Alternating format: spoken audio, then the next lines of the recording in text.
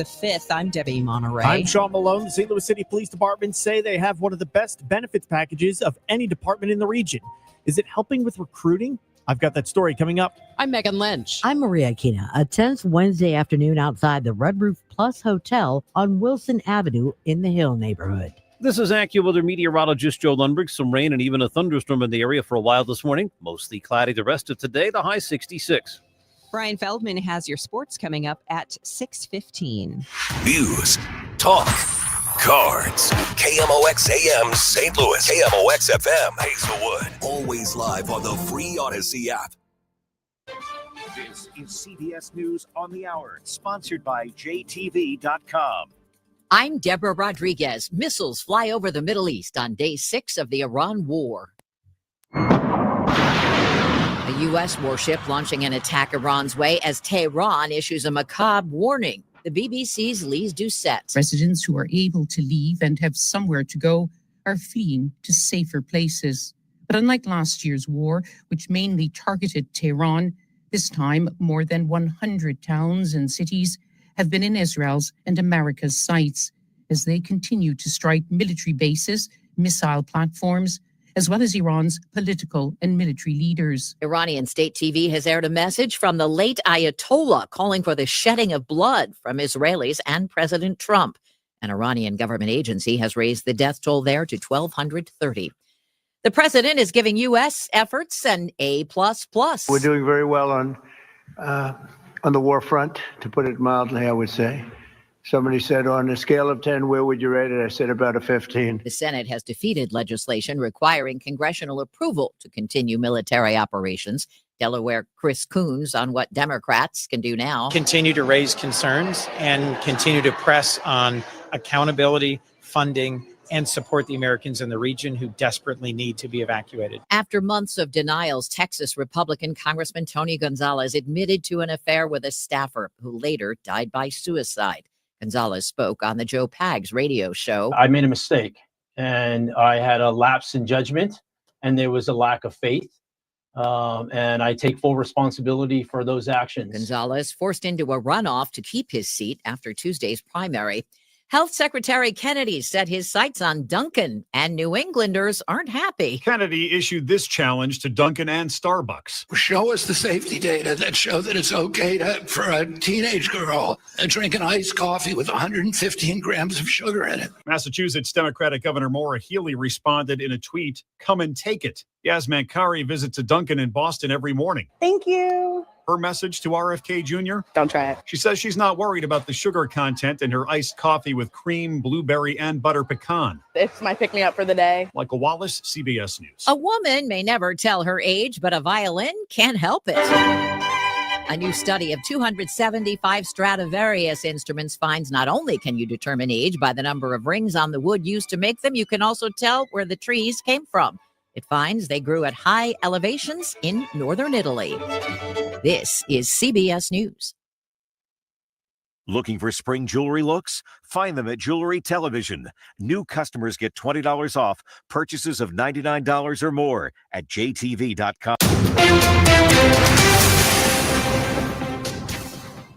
It is 6:03, and currently in downtown St. Louis, we have cloudy skies, 52 degrees. I'm Debbie Monterrey. And I'm Megan Lynch. The St. Louis Police Force investigative unit handling the double shooting at the Red Roof Plus Hotel just west of the Hill neighborhood on Wilson Avenue. St. Louis Police Major Janice Bachstruck says this started with the U.S. Marshals Task Force assisting St. Louis Police locating a murder suspect. As they continued their investigation, it led them here to the 5800 block of Wilson, where they located a room that they believed the suspect was in. They announced, and they continued to announce for the individual or individuals inside that room to come out of the room and surrender to law enforcement. That did not immediately happen. Tear gas was deployed and one person came out of the motel room. He had a graze wound to his head. Bachstruck says the homicide suspect was deceased in the room. Bachstruck added, it is not known at this time how both men ended up being shot, but again, she emphasized that no law enforcement ever fired a shot. Maria Aquina, KMOX News. Crime rates in East St. Louis are at a 45-year low. Illinois State Police say the number of homicides and non-fatal shootings in East St. Louis decreased each year since 2020, with homicides down 56% and non-fatal shootings down 61%. Officials say all 15 homicide cases that were opened last year were cleared within a year, a statistic reached for the first time in state history. According to census data, the population in East St. Louis dropped from about 27,000 to 18,000 since just 2020. State police officials say automated license plate readers were instrumental in the crime drop. There are currently 158 cameras in St. Clair and Madison counties. Officials say more are being planned. The city of St. Louis is on the hook for paying their police officers health insurance for life. Will it help with recruiting? Chief of Police Robert Tracy says while the city's strong benefits package helps retain officers, the only thing new recruits care about is the salary. These young men and women that want to come into this profession, they're not thinking 20 years down the road. They're thinking immediately, what is the cost so I can bring that money in for my family? Mayor Kara Spencer was the one asking the chief about the benefits package as a recruiting tool. She floated the idea the money that goes to pay for these benefits could instead go to raising salaries. It comes at an enormous cost to our city taxpayers, and at a cost, frankly, that could go into salary increases for new, certainly, and existing police officers. Asked about cutting benefits to raise salaries, state-appointed board president Chris Saraceno would not rule it out, saying they have to look at every aspect of the budget. Sean Malone, KMOX News. The state-appointed St. Louis City Police Board and Mayor attempting a reset on two major issues. The Board of Police Commissioners voted to approve new disciplinary procedures and rules without a citizen oversight board. However, Commissioner Sonia Jenkins Gray announced she will work on establishing civilian oversight in some capacity. Commitment that the board has to move forward in some way with an advisory or an oversight, including the community, including the civilians. Jenkins Gray's husband, the Reverend Darrell Gray, recently served on the jail's Civilian Oversight Board as its chair. On the topic of the budget, there's a lot of work to be done, and Mayor Kara Spencer stresses time is quickly running out. The Board of E&A has to consider its budget in the April timeframe, and that has to go through the Board of Aldermen pretty quickly. The commissioners also said they are committed to more collaboration and transparency with the mayor when constructing their budget.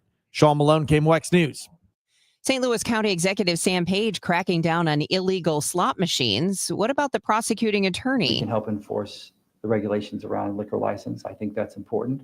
And I think illegal gambling and the presence of alcohol sales is not something that people in St. Louis County would want to see. County Executive Sam Page says he wants to target the liquor licenses of businesses who deploy these newly illegal video lottery terminals.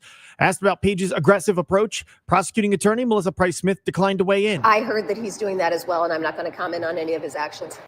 Price-Smith says her first priority is to notify businesses who use these illegal machines to remove them or at minimum unplug them and cover them up.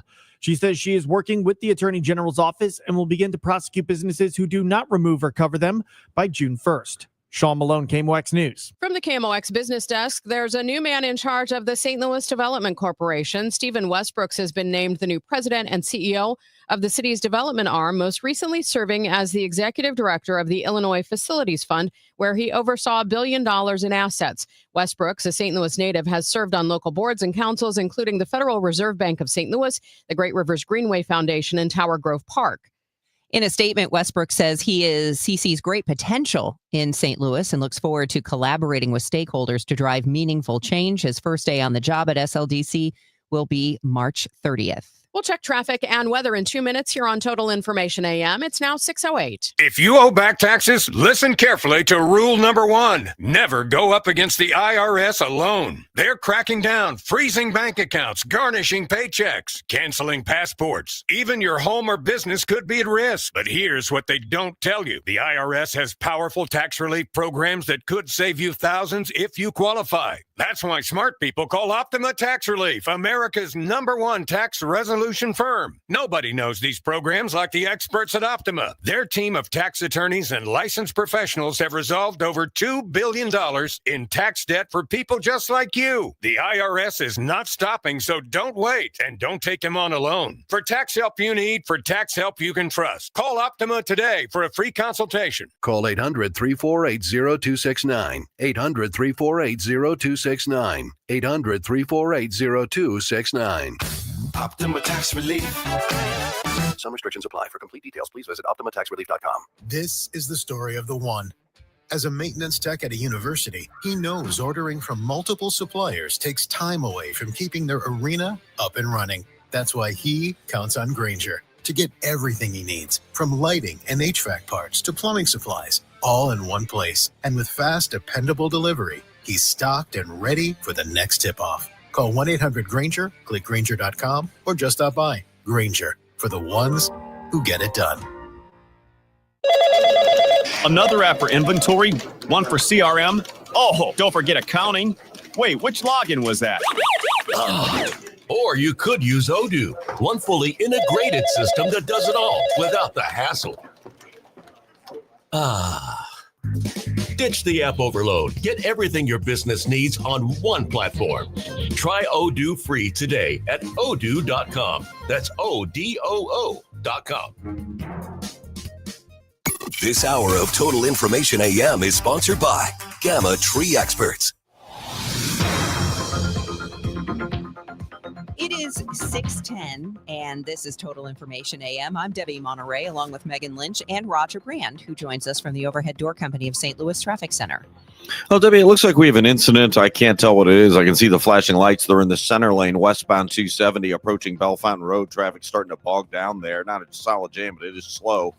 Westbound 270, so pay attention there. Westbound 44, you still got that slowdown midway down the hill from Antire to Lewis Road, where we had a crash off to the right side. Eastbound 44, still a jam. It's east of Highway O, midway up to 100 Washington. The crash was closer to 100 Washington, so it looks like they've cleared it, but there's still a backup in the area. Hopefully it'll continue to improve. Lots of slow traffic already this morning. Northbound 55 from north of 67, most of the way up to Highway Z. Could be some standing water in the construction zones there. The right lanes are a little slow passing Butler Hill after that. And a report of a water rescue at JJ at the ramp to northbound 67 down in St. Francis County. Emergency crews are headed that way right now as well.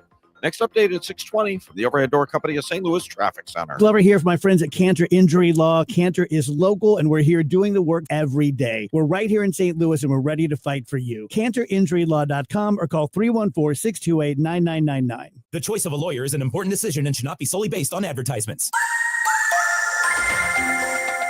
We'll have some rain around the area and even a thunderstorm or two for a while this morning. Then it will dry out later today and remain mostly cloudy, but turn warmer with time. The high 66.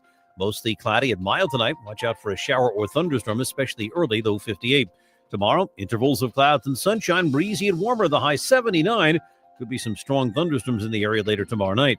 For Saturday, a morning shower, otherwise mostly cloudy, breezy and cooler. The morning high 64, then temperature will slowly fall. From the Saliga Heating and Cooling Weather Desk, I'm AccuWeather meteorologist Joe Lundberg on 104.1 FM KMOX. Currently, we have cloudy skies, 49 degrees in Florissant, 47 in St. Peter's, 51 degrees downtown at the Arch.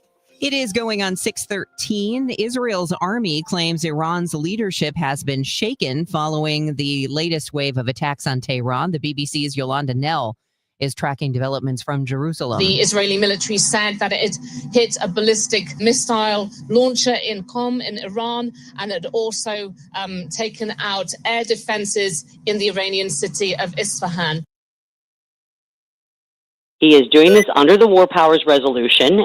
Congresswoman Ann Wagner on our sister station 97.1 justifying President Trump's military action against Iran.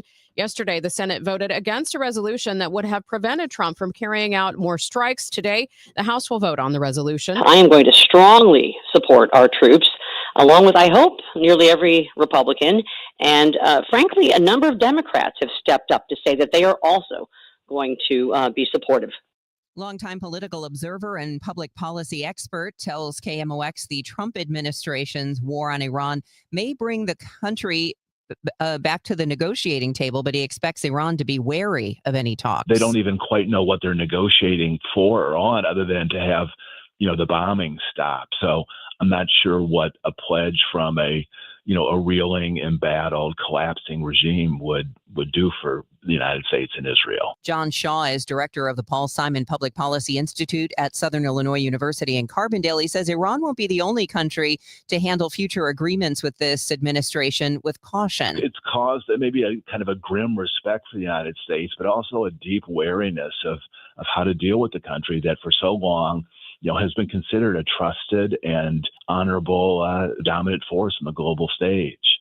Missouri Congressman Mark Alford praising the state's role in the U.S. and Israeli mission against Iran. Alford, a Republican representing West Central Missouri, says it was an imminent threat. And I'm so proud of our president, the administration, and our men and women from Whiteman Air Force Base flying the B-2 stealth bombers back this past summer to decapitate the nuclear capabilities then, and now to try to finish off the job. The Pentagon says Missouri-based B-2 bombers from Whiteman Air Force Base took part in the strikes, dropping several 2,000-pound bombs on Iranian ballistic missile sites. Good morning. I'm Brian Feldman filling in for Tom Ackerman. What a night for SLU basketball. Brady Dunlap's going to dribble it out. 4, 3, 2, 1. 79, 65. The Bills win it. They're now 27-3 on the season, 15-2. And regular season conference champions. Bob Ramsey says it all on KMOX. The Billikens regular season conference champions in the A-10 after taking down Loyola Chicago last night at Chaffetz Arena. SLU gets the 1 seed in the upcoming conference tournament. Amari McCautry, 18 points. Dion Brown, 15.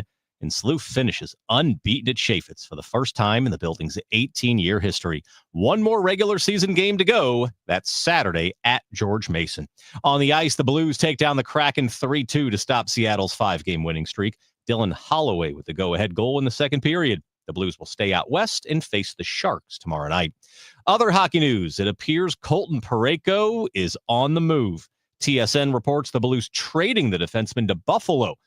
Parayko in the 4th year of an 8-year contract and was a key member of the 2019 Stanley Cup team right here in St. Louis.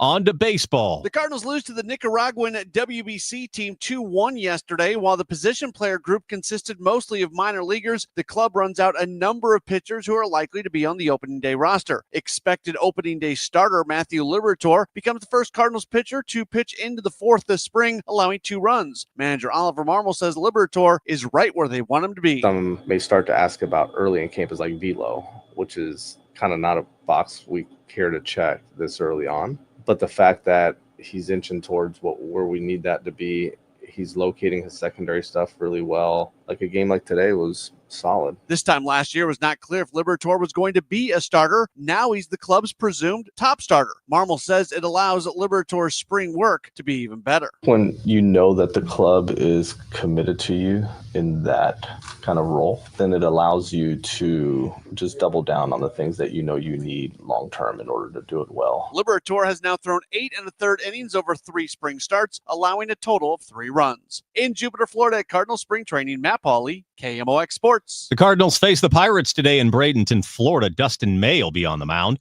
It's the free agent signee's first Grapefruit League appearance. He'll oppose Mitch Keller, first pitch, 12:05. And on the pitch. When St. Louis City SC midfielder and DP Marcel Hartle was unavailable, Miguel Perez got the call to start on the road in San Diego, and he found out the day of the flight. Miguel says once he knew after Saturday's training, it was all about preparation and having the confidence of Coach DeMay. Coming to game day, I think I just came mentally and physically prepared for the game, and he set me up with confidence going into the game. I think he talked to me before, and he was like, just go out there and do your thing. Miggy almost delivered a moment in the 23rd minute, making a great run in the half space and putting a dangerous ball across the 6-yard box. It didn't connect, but the movement, confidence, and belief were there. For a young player still developing, it's clear Miggy is ready when his number is called. With the City Spotlight, I'm Jen Cease, KMOX Sports. City SC faces Seattle Saturday night. With reports at 15 and 45 past the hour, I'm Brian Feldman on your home for St. Louis Cardinals baseball. KMOX. My name is Whitney Allen, and I'm a widow. My husband, Ryan, died. We never thought we'd ever have to use life insurance, but the unexpected happened. With Ethos, signing up was fast and 100% online. You can get a quote in seconds, apply in minutes, and get same-day coverage. No medical exams, and you can get up to $3 million worth of coverage. I'm grateful we were prepared.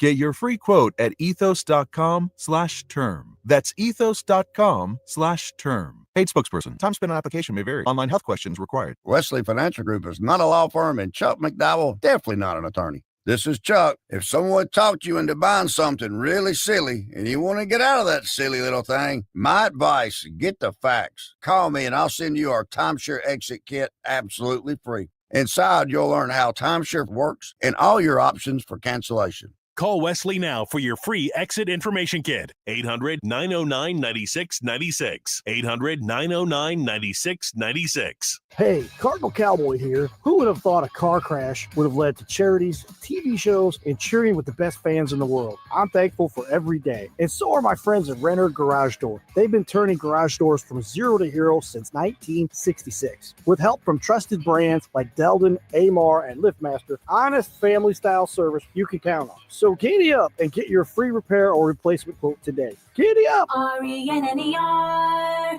RENNER. The 46th Builder St. Louis Home and Garden Show, presented by James Hardy, is back. This St. Louis tradition returns to America's Center March 6th through 8th. Shop hundreds of local companies for home improvement deals. Find ideas, inspiration, and expert advice. Come tour amazing outdoor living spaces, learn from expert gardeners, and browse our spa showcase to turn your backyard dreams into reality. The Home and Garden Show is back at America's Center March 6th through 8th. Details at stlhomeshow.com. Your morning news and information. Total Information AM. Let's check on the morning rush with Roger Brand. He's in the Overhead Door Company of St. Louis Traffic Center. Well, Megan, we still have issues out there. In fact, I'm still looking. The center lane is still shut down on westbound 270 before Bellefontaine, just west of Lilac. So traffic is backed up in the area. Obviously, westbound on 270, if you're headed that way, you've got heavy traffic just west of Lilac into the area. It's not a jam, so it hasn't really gotten any worse. So report of a crash, I can't see it on the ramp from Page to southbound 170, so be careful there. Northbound 55, we've still got the delays in pockets north of 67 up through Highway Z in the work zone. It's bogged down through Butler Hill. There's a crash with a semi on the shoulder there, minor in nature, thankfully. And then it's slow again from about the Union Road overpass up to River to Pear. On the Illinois side, interstates look good, but Route 3, it looks like we have a little congestion coming up through Queenie. Probably a recent train crossing there. Westbound 44, still have that brief delay midway down the Antire Hill between Antire and Lewis. Eastbound 44 between Union and Washington is thinned out. They cleared that crash. Next update at 6:30 from your Overhead Door Company of St. Louis Traffic Center. It's a rainy morning, and in fact, we could see rain and even a thunderstorm for a while this morning before it clears out and leaves us with a mostly cloudy day, but a high of 66 degrees. Showers and storms tonight and overnight, but tomorrow, breezy, warmer, clouds and sun, high of 79 degrees tomorrow. Right now in downtown St. Louis, we've got cloudy skies, and yep, it looks like some light rain in downtown St. Louis, 51 degrees. The news continues at 6:22. A 56-year-old Godfrey man is accused of sexually abusing and assaulting the same victim for 4 years. Ernest Smith faces several felony counts of predatory sexual assault of a child and aggravated criminal sexual abuse. The Riverbender reporting the abuse started in January of 2019 when the child was 8 and continued through February of 2023. The investigation was launched after the child told a therapist and friend who reported the abuse to the victim's guardian.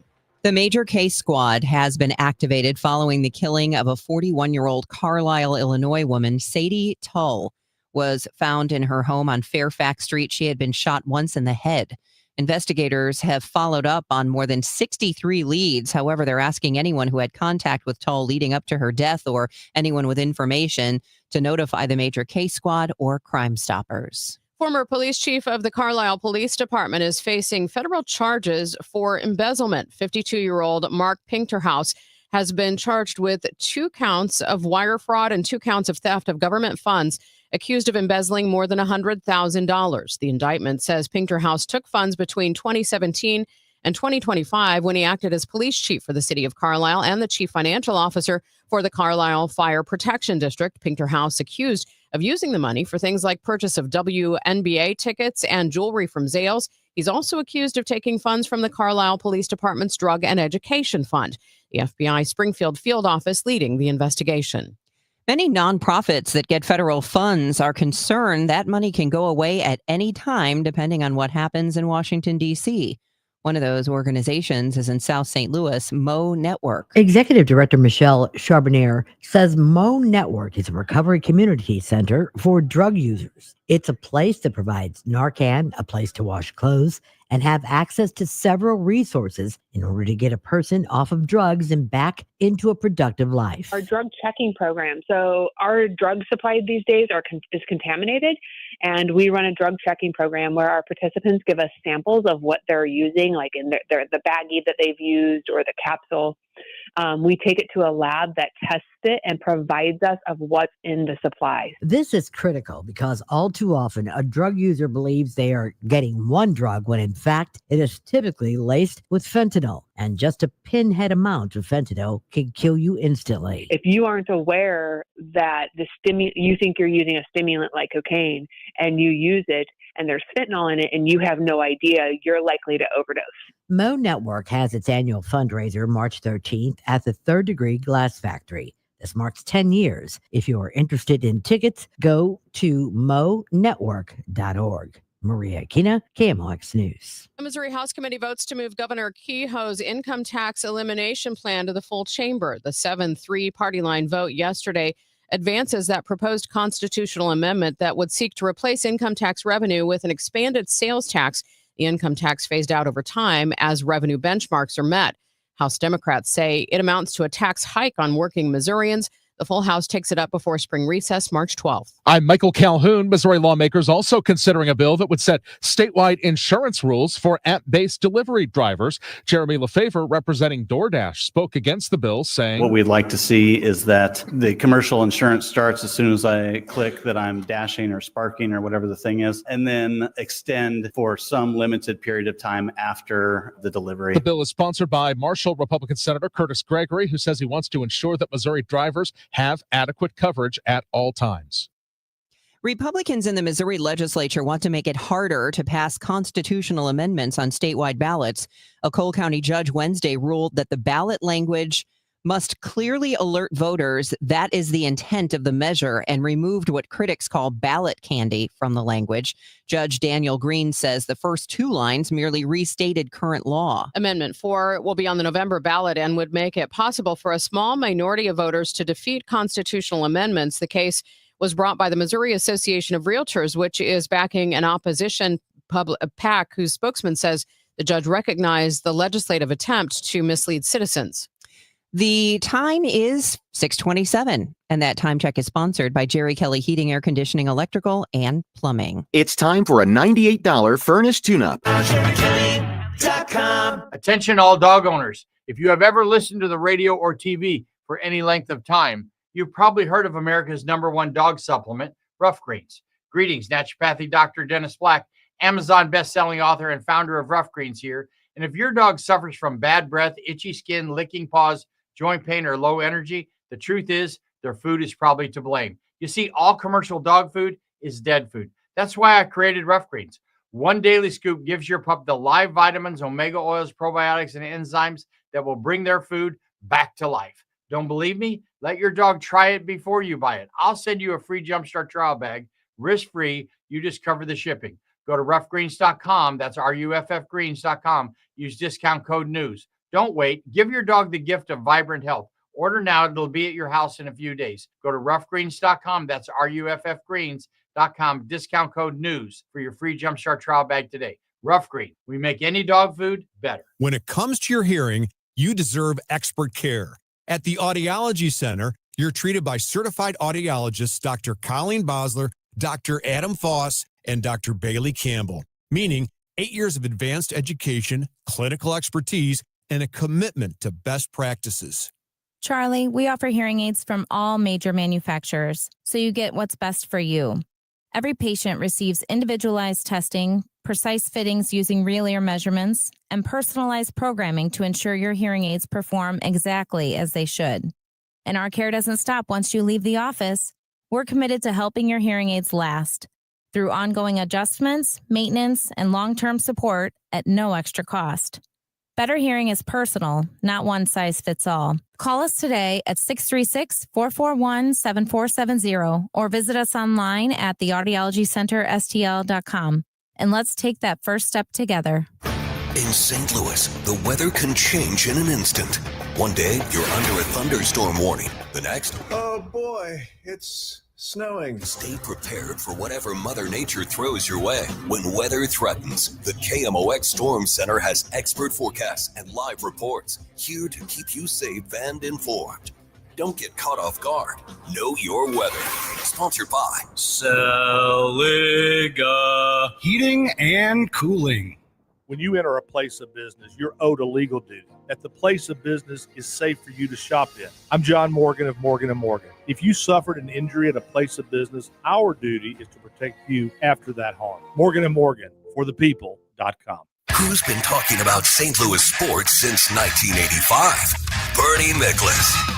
March the 26th, first game, Busch Stadium, Tampa Bay Rays at Cardinals. The first Cardinal to bat in 2026. That will be J.J. Wetherholt.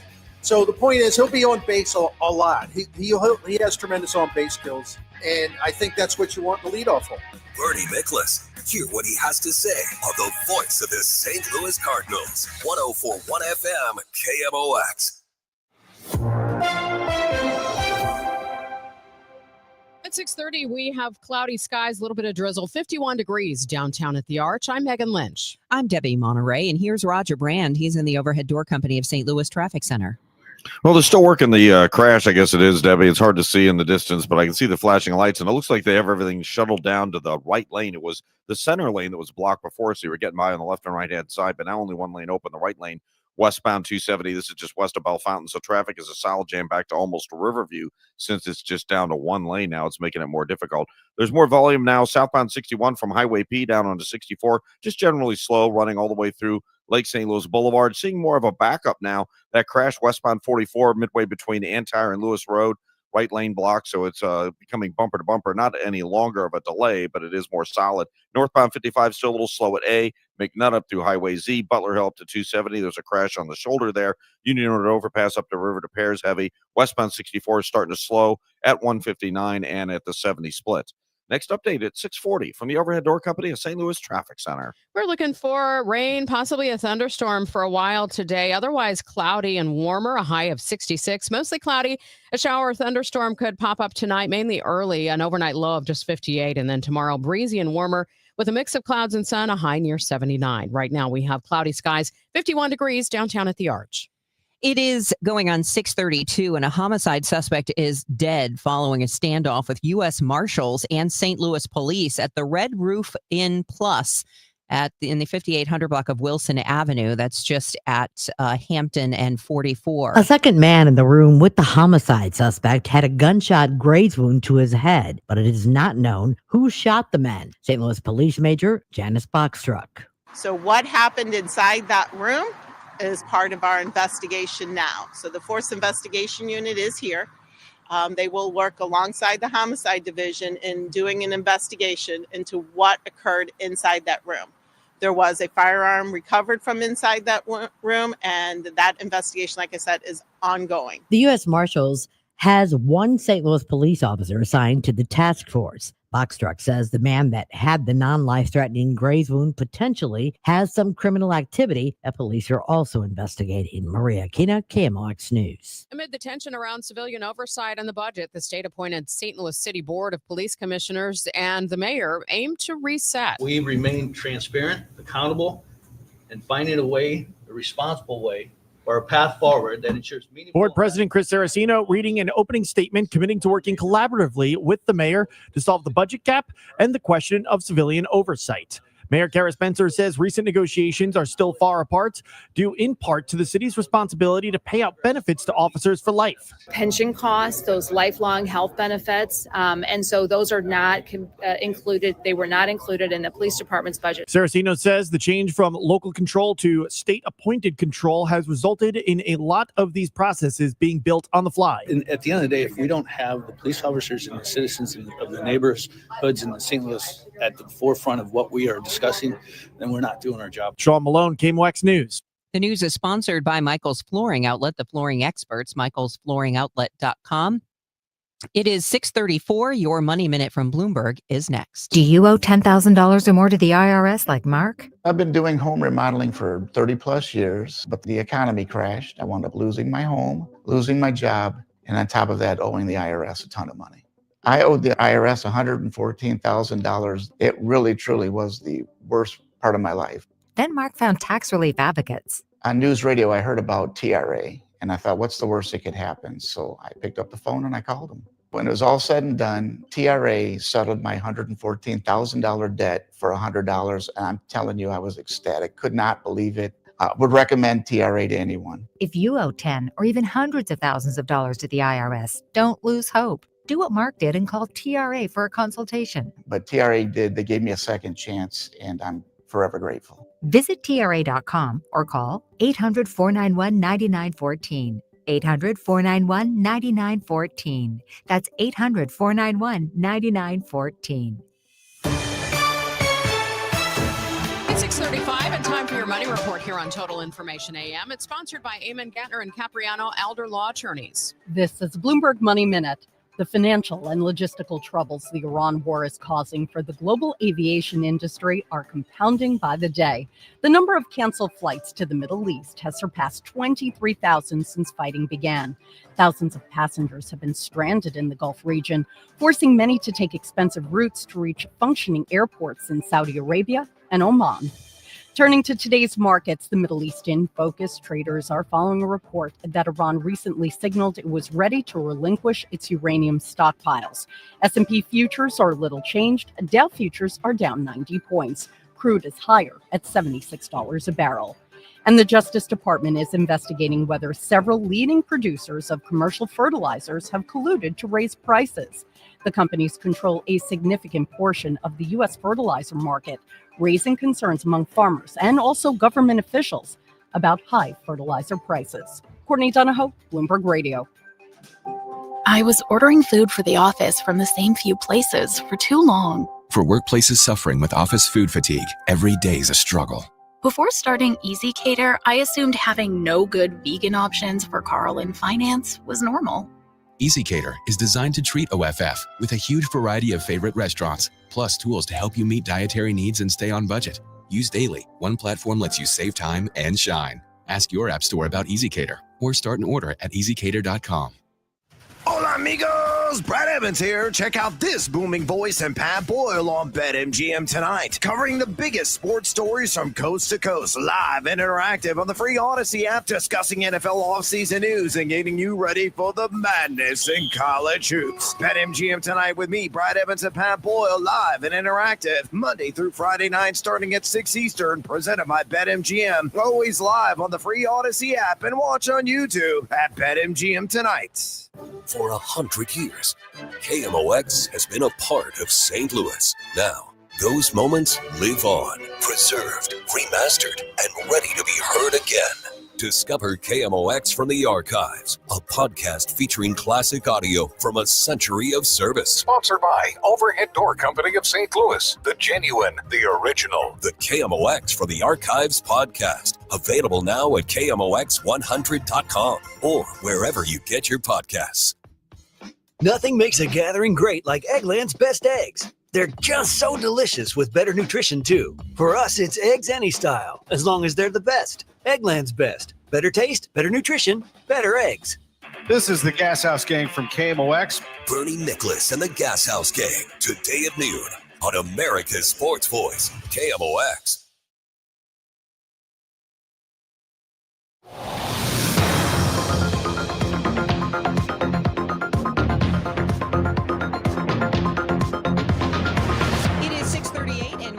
To traffic here in just a minute on Total Information AM. The last two names of the 6 U.S. soldiers who died in Kuwait, the Kuwait attack identified by the Pentagon. The soldiers identified Wednesday were 55-year-old Chief Warrant Officer 3, Robert Marzin of Sacramento, 45-year-old Major Jeffrey O'Brien of Indianola, Iowa.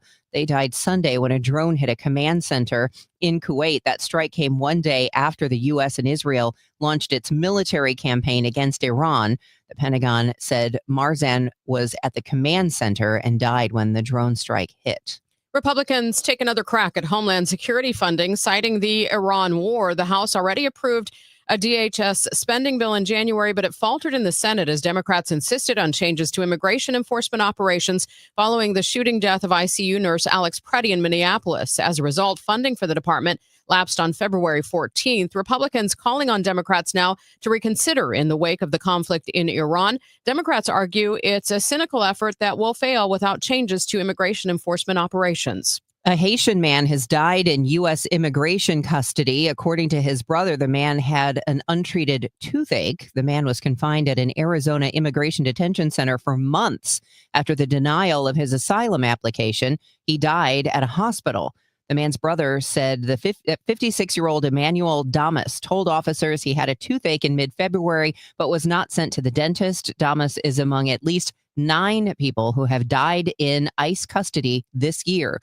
A report from the Maricopa County Medical Examiner's Office says the cause of death for Emmanuel Damas is pending.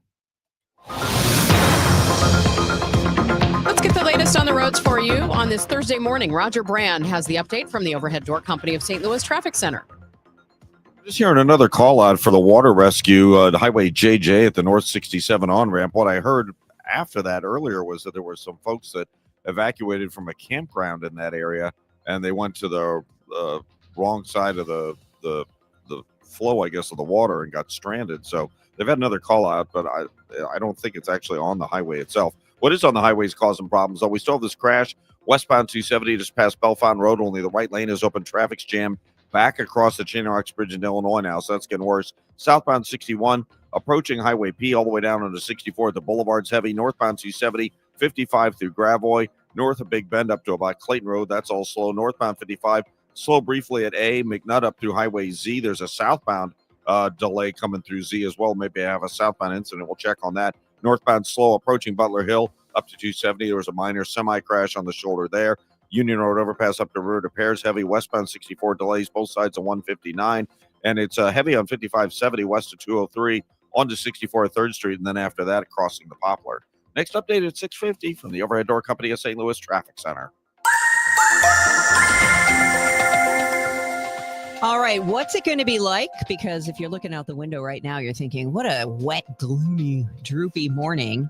True, but there is some good news, and we'll let our AccuWeather meteorologist, Joe Lundberg, deliver it to you. And Debbie, you're right. It is kind of drippy outside right now. There's still some flashes of lightning, especially south of the city. This is all moving to the east and northeast. And I think later today, we get a little respite from the heavy rains and thunderstorms we've had over the past 24 hours that has produced some of these pockets of flash flooding, particularly south and southeast of the city. We'll get to about 60 under cloudy skies this afternoon. There'll be a couple of showers and heavy thunderstorms that will come through the area tonight as well. But again, I think these are going to be very spotty in nature. Most of the time, I think, is uneventful across the area. And by morning, we're only going to be down to 58. Tomorrow, a better day. The clouds will break for some sunshine. And with it, temperatures are going to make a run at 80 degrees tomorrow afternoon. It's really going to be a pretty spectacular afternoon. Now, late in the day, there is a risk for a shower or thunderstorm. I think that chance goes up Friday night. Saturday, we start with a shower. Front comes through, then clouds will try to break in the afternoon. It'll be breezy and cooler. Mid-60s early, then falling into the upper 50s. But after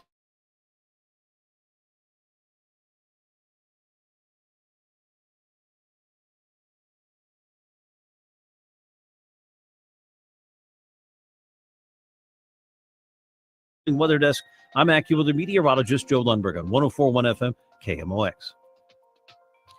More news now at 6:43. The House Oversight Committee has voted to subpoena Attorney General Pam Bondi as part of its investigation into convicted sex offender Jeffrey Epstein. CBS reports Commerce Secretary Howard Lutnick has also agreed to answer questions about his past ties to Epstein. That includes emails showing a visit to Epstein's private island years after Lutnick says he cut off contact. Massachusetts Congressman Stephen Lynch, a senior member of the committee, explains why the investigation matters. With Pam Bondi, it's a different situation. She has withheld meaningful and important documents from Congress. She scrubbed the information.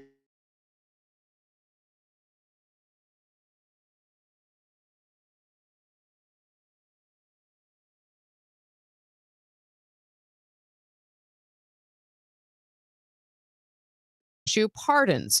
The matter was closed because prosecutors were never able to find a legal hook to be able to pursue the matter further. Recently, a grand jury also refused to indict 6 Democratic lawmakers over charges they violated the law by urging military service members not to follow unlawful orders in a video that they released last fall. In that matter, not a single grand juror voted in favor of an indictment, which is highly unusual. Texas Congressman Tony Gonzalez now acknowledges he had an affair with a former staffer who later died by suicide. Hours after the House Ethics Committee announced it would investigate whether Gonzalez engaged in sexual misconduct, the Republican told conservative radio host Joe Pags, I made a mistake and I had a lapse in judgment. Gonzalez did not discuss his relationship with former staffer Regina Santos Aviles, who took her own life last year, but said he had nothing to do with her death. Gonzalez's GOP primary runoff opponent, Brandon Herrera, posted on X, quote, "Is there anyone left who still trusts this now objectively proven liar?" Michael Wallace, CBS News. Good morning. I'm Brian Feldman filling in for Tom Ackerman. In 18 years at Chaffetz Arena, St. Louis University men's basketball has never gone undefeated at home until now. After beating Loyola Chicago 79-65 last night, they finished the regular season 19-0 at Chaffetz. The win also clinches at least a share of the regular season conference championship. And it was sophomore guard Amari McCautry leading the way. Robbie drives, Ruben waiting on him, hands it inside to McCautry, left hand layup, good! From Robbie, it's a McCautry bucket. Excellent work inside that interior passing in traffic. Amari having himself a night. Bob Ramsey and Earl Austin Jr. on the call. Yes, it was quite a night for McCautry. A team-high 18 points on 6 of 9 shooting. Deion Brown adds 15 of his own. SLU finishes up the regular season this Saturday at George Mason.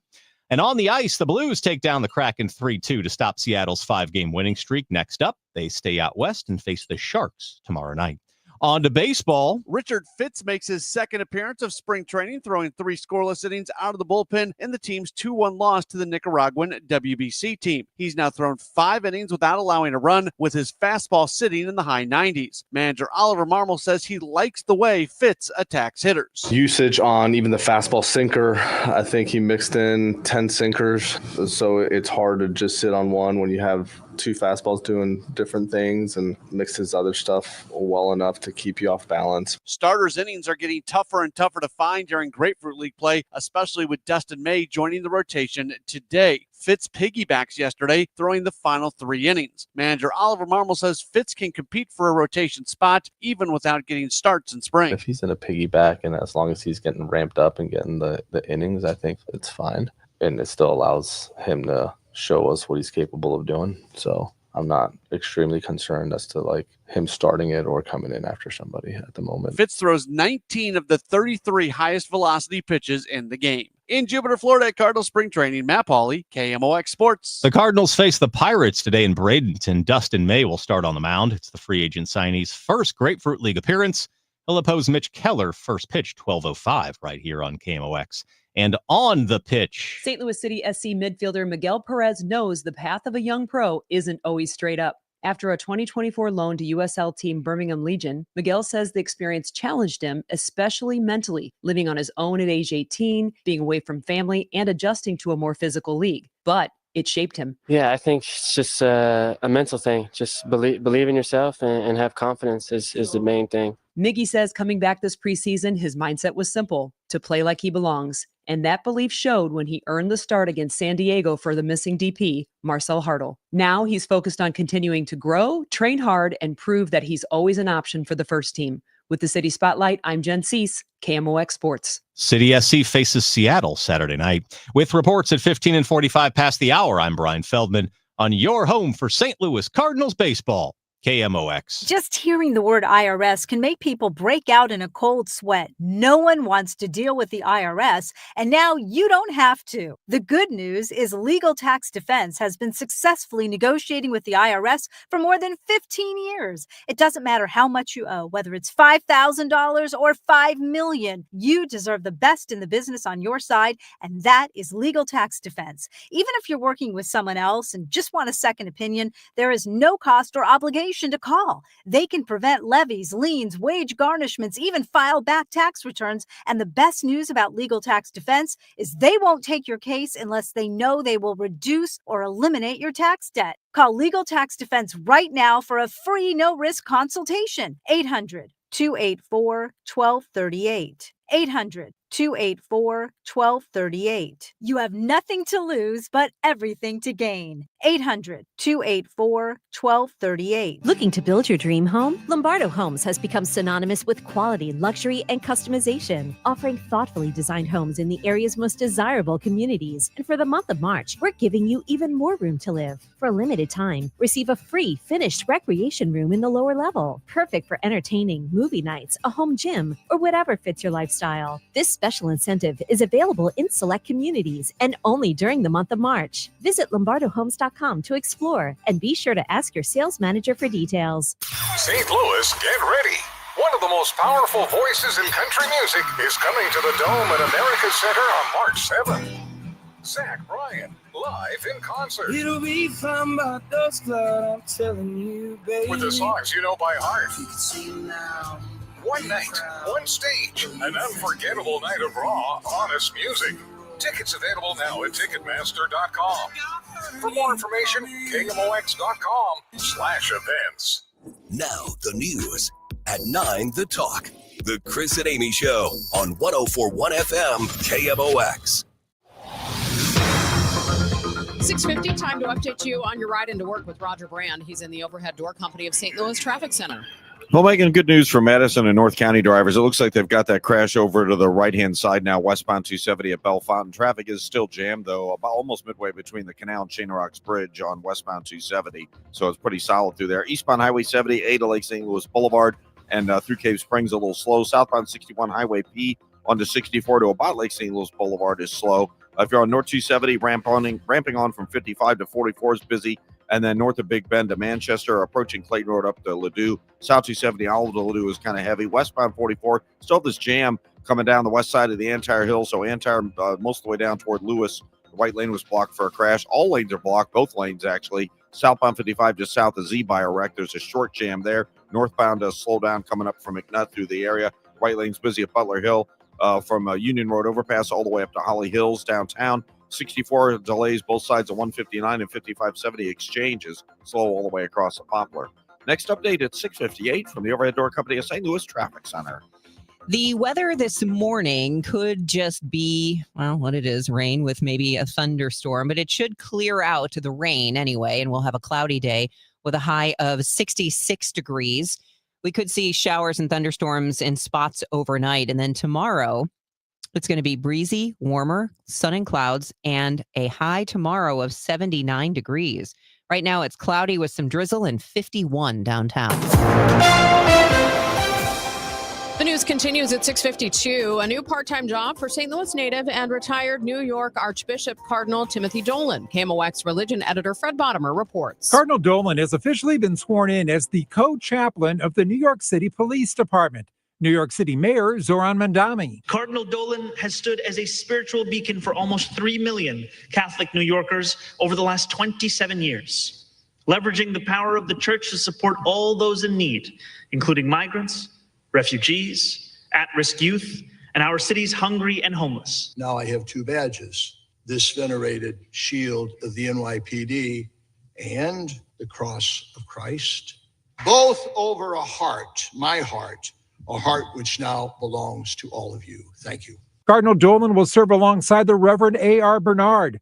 The two will oversee the NYPD Chaplains Unit and minister to the officers and their families in times of tragedy. Fred Bottomer, KMOX News. Governor Mike Kehoe will give opening remarks during the 80th anniversary commemoration of Winston Churchill's famous Iron Curtain speech.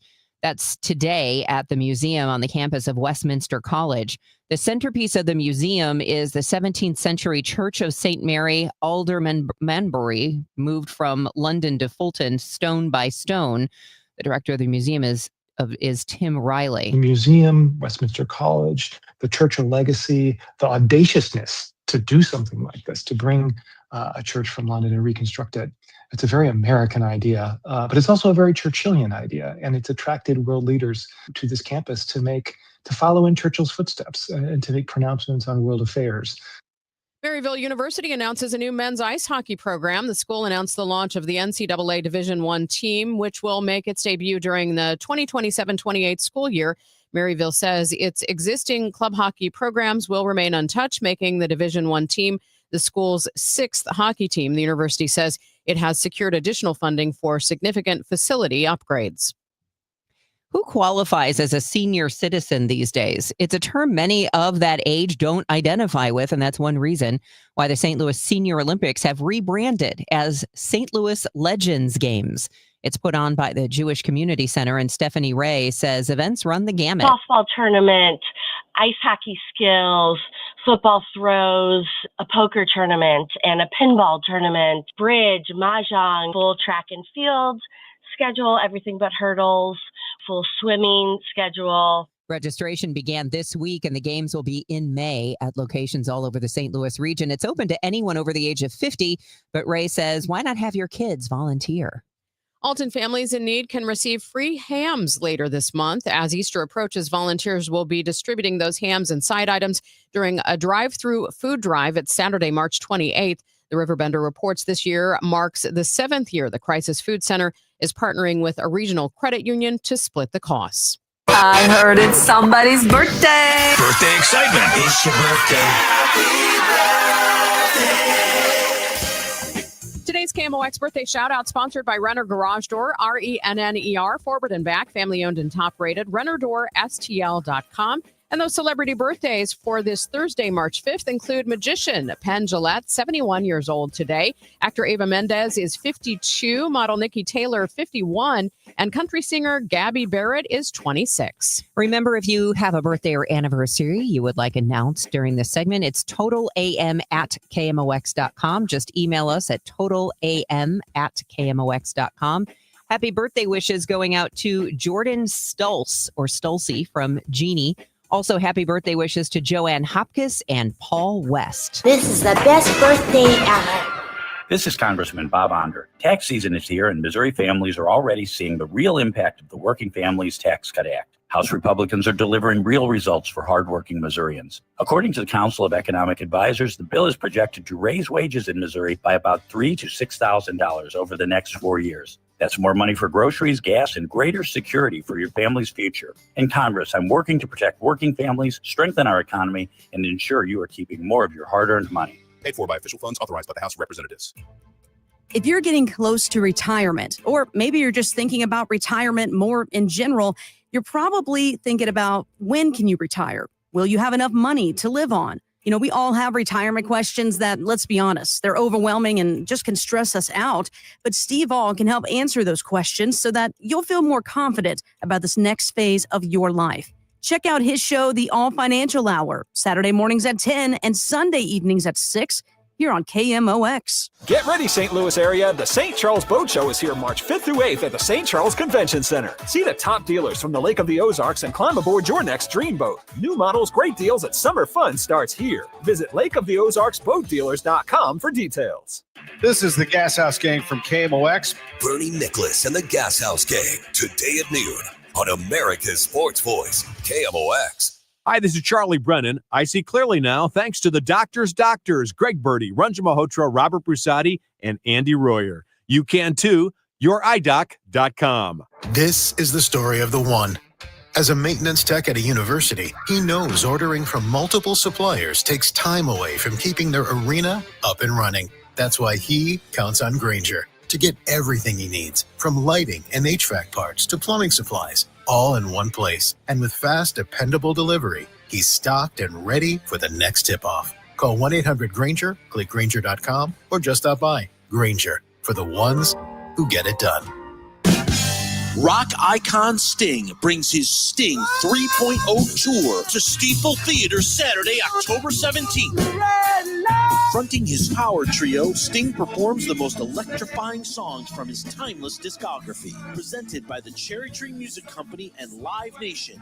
Tickets to the Sting 3.0 tour go on sale Friday, 10 a.m. at livenation.com. Don't miss Sting 3.0 live. Hear me out on this. Let's say, for the sake of argument, you do have a wife or a significant other. Yeah. There's just a huge problem in your life. and then you win the giant jackpot. Don't you feel like this is your opportunity to just leave town? You're not going to file papers because now you're going to be legally bound to this lady. That's what you get the lawyer for. You're not even married and you're fantasizing about leaving your wife. The Chris and Amy Show, weekdays starting at 9 on 104.1 FM, KMOX. Let's check in right now with Roger Brand. He's in the Overhead Door Company of St. Louis Traffic Center. Well, Debbie, we've got a jam westbound 270 west of the Canal Bridge onto the Chain of Rocks, and then it's still slow from Lilac through Bellefontaine because of an earlier crash. Southbound 61 Highway P onto 64 at the Boulevard. There's a slowdown passing Winghaven. Sounds like there was a car that struck the median wall east of there. Northbound 270 ramping on from 55 up to 44 slow.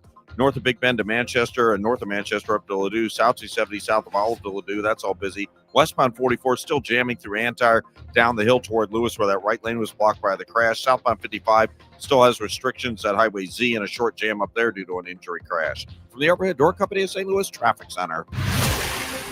This is Thursday, March 5th. I'm Megan Lynch. These are the stories that are just ahead. I'm Sean Malone. The St. Louis City Police Department say they have one of the best benefits packages of any department in the region.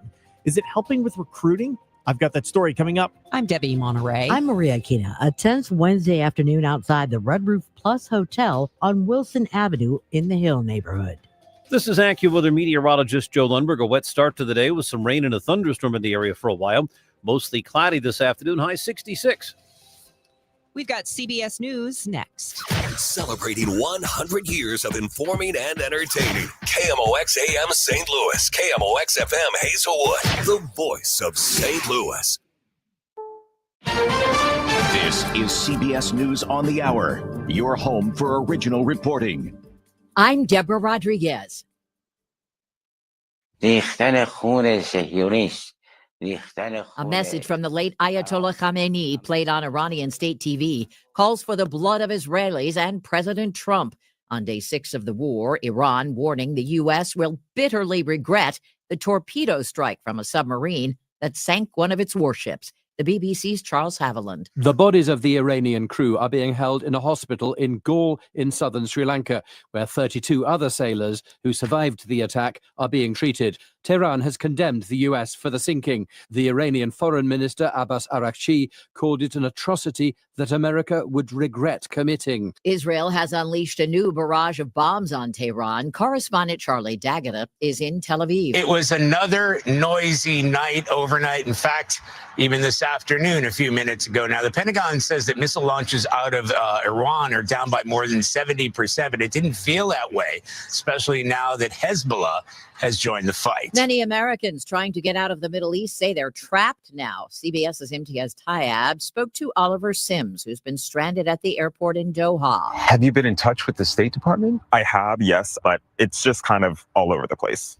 Are you angry at anyone? I'm not angry. I am definitely just disappointed in the way that U.S. citizens here are being taken care of or lack of. Thousands of other U.S. citizens say they're in the same boat. The House Oversight Committees voted to subpoena Attorney General Pam Bondi. The motion compels Bondi to appear before the panel for a closed-door deposition on the Justice Department's handling of the Epstein files. 5 Republicans voted with every Democrat on the committee to subpoena Bondi. Massachusetts Democrat Stephen Lynch says not all the files have been released as Congress had ordered. We do know that a large tranche of the information that identified President Donald Trump, that was withheld by Bondi. An index of the files listed FBI interviews with a woman who accused Trump of sexually assaulting her when she was a minor. Michael Wallace, CBS News. Her nickname, the Los Gatos Party Mom. Real name, Shannon O'Connor. She's been found guilty of child endangerment and sexual assault after prosecutors accused her of throwing parties for her underage son. Santa Clara, California District Attorney Jeff Rosen says they involved excessive drinking and pressuring girls to have sex. This defendant took advantage of children, manipulated children, hurt children. Emotionally, mentally, physically. The 51-year-old faces up to 30 years in prison. This is CBS News. It's one of the most successful law and justice programs in television history that continues to uncover the truth. 48 Hours, Saturday on CBS and streaming on Paramount+. Carpal tunnel syndrome, heart failure that doesn't improve with common medicines. These are some signs and symptoms associated with ATTR-CM, or the cardiomyopathy of ATTR amyloidosis, a serious heart condition with symptoms that get worse over time. Amvuttra, vutrisiran, is a prescription medicine given by a healthcare provider that treats ATTR-CM in adults to reduce heart-related death, hospital stays, and urgent visits. In a clinical study, Amvuttra was proven to help people live longer and have fewer heart-related hospital stays and urgent visits over 3 years compared to placebo. Amvuttra lowers the amount of vitamin A in your blood, which can affect vision. Other side effects include pain in the arms or legs, pain in the joints, and shortness of breath. These are not all the possible side effects of Amvuttra. For prescribing information, call 1-833-256-2748 or learn more at amvuttra.com. Ask your doctor about Amvuttra for ATTR. At 7:04, we do have some light rain, 49 degrees downtown at the Arch. Today is Thursday, March 5th. I'm Megan Lynch. And I'm Debbie Monterrey. The St. Louis Police Force Investigative Unit handling a double shooting at the Red Roof Plus Hotel just west of the Hill neighborhood. St. Louis Police Major Janice Buckstruck says this started with the U.S. Marshals Task Force assisting St. Louis Police locating a murder suspect. As they continued their investigation, it led them here to the 5800 block of Wilson, where they located a room that they believed the suspect was in. They announced, and they continued to announce for the individual or individuals inside that room to come out of the room and surrender to law enforcement. That did not immediately happen. Tear gas was deployed and one person came out of the motel room. He had a graze wound to his head. Buckstruck says the homicide suspect was deceased in the room. Buckstruck added, it is not known at this time how both men ended up being shot, but again, she emphasized that no law enforcement ever fired a shot. Maria Aquina, KMOX News. Crime rates in East St. Louis are at a 45-year low. Illinois State Police say the number of homicides and non-fatal shootings in East St. Louis have decreased each year since 2020. Homicides are down 56%, non-fatal shootings down 61%. Officials say all 15 homicide cases that were opened in 2025 were cleared within the year, a statistic that was reached for the first time in state history. According to census data, the population in East St. Louis dropped from about 27,000 to 18,000 since 2020. State police officials say automated license plate readers have been instrumental in their drop in crime. Currently, they have 158 cameras in St. Clair and Madison counties, and officials say more are planned. The St. Louis City Board of Police Commissioners approved new disciplinary procedures that do not include a civilian review board, while announcing they'll work on finding a way to include their oversight. They also stated their commitment to collaborating with the mayor on the department's budget. Do they believe common ground can be found? Here's board president Chris Saracino. We're not involved in conflict. We're involved in trying to get this right. Mayor Kara Spencer. Yesterday was the first time we had a real working meeting going through our rationale, sharing that. We put our cards on the table. Obviously, we want to be a collaborative partner. One of the issues that needs to be overcome, the mayor is including the costs of lifetime benefits of officers into their budget, while so far the commissioners have not. St. Louis City Chief of Police Robert Tracy says their benefits package, while generous, is not as strong of a recruiting tool as others, the higher salaries at other law enforcement agencies.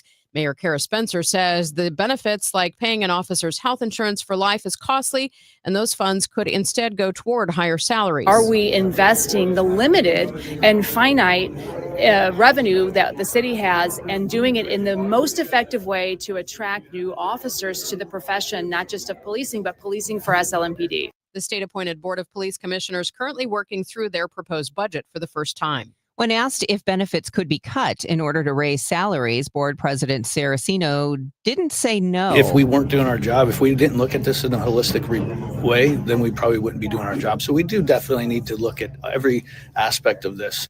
The benefit costs are a discrepancy in the budget talks between the board and the mayor's office. From the KMOX business desk, Festus is getting a new Olive Garden. City officials were willing to give $4.5 million in incentives to land the chain eatery. The new Italian-themed restaurant will go in next to Texas Roadhouse on Shapiro Drive off 55. City officials agreed to give Olive Garden a partial refund of sales taxes for a decade, as long as the restaurant generates a minimum $40,000 a year in general sales taxes. The new place expected to create up to 60 full-time jobs. That's according to the Business Journal. It is 7:08. We'll check the roadways and the weather when we come back. Stay with us here on Total Information AM. Wait, Corey from Air Comfort Service? What are you doing in my basement? Standing behind our work. It's 9 p.m. At Air Comfort Service Heating, Cooling, and Installation, we take pride in our work. If you need heating service, no matter the time of day or night, we're here to help with 24/7 emergency service. So you're just going to stand behind my furnace? Yeah, pretty much. Can you hand me those paper towels then? Absolutely. For heating service or HVAC maintenance, visit aircomfortservice.com. That's aircomfortservice.com. Neovitin began with one doctor's mission to help others feel their best. After years of caring for patients, Dr. Ken Ribicki, a St. Louis physician, created Neovitin, a line of multivitamins designed with quality, safety, and everyday wellness in mind. Each formula is made in the U.S. using the finest domestic and international ingredients to support real people living real lives. Discover the difference today with Neovitin, available at Schnucks, Deerbirds, and neovitin.com. Neovitin, trusted nutrition from St. Louis for St. Louis. Wesley is a truck driver. I drive a truck and I love what I do. A truck driver with IRS troubles. They told me I owed them $43,000. It got really bad. Quite a few letters in the mail. They were talking about wage garnishment, coming after my house, my car. Yeah, they don't play around. I seriously thought that I was going to lose everything. One sleepless night, Wesley finally made a call to Optima Tax Relief at 2 a.m. Kind of figured I'd get a machine, but I didn't. I actually got to talk to an actual person in the middle of the night.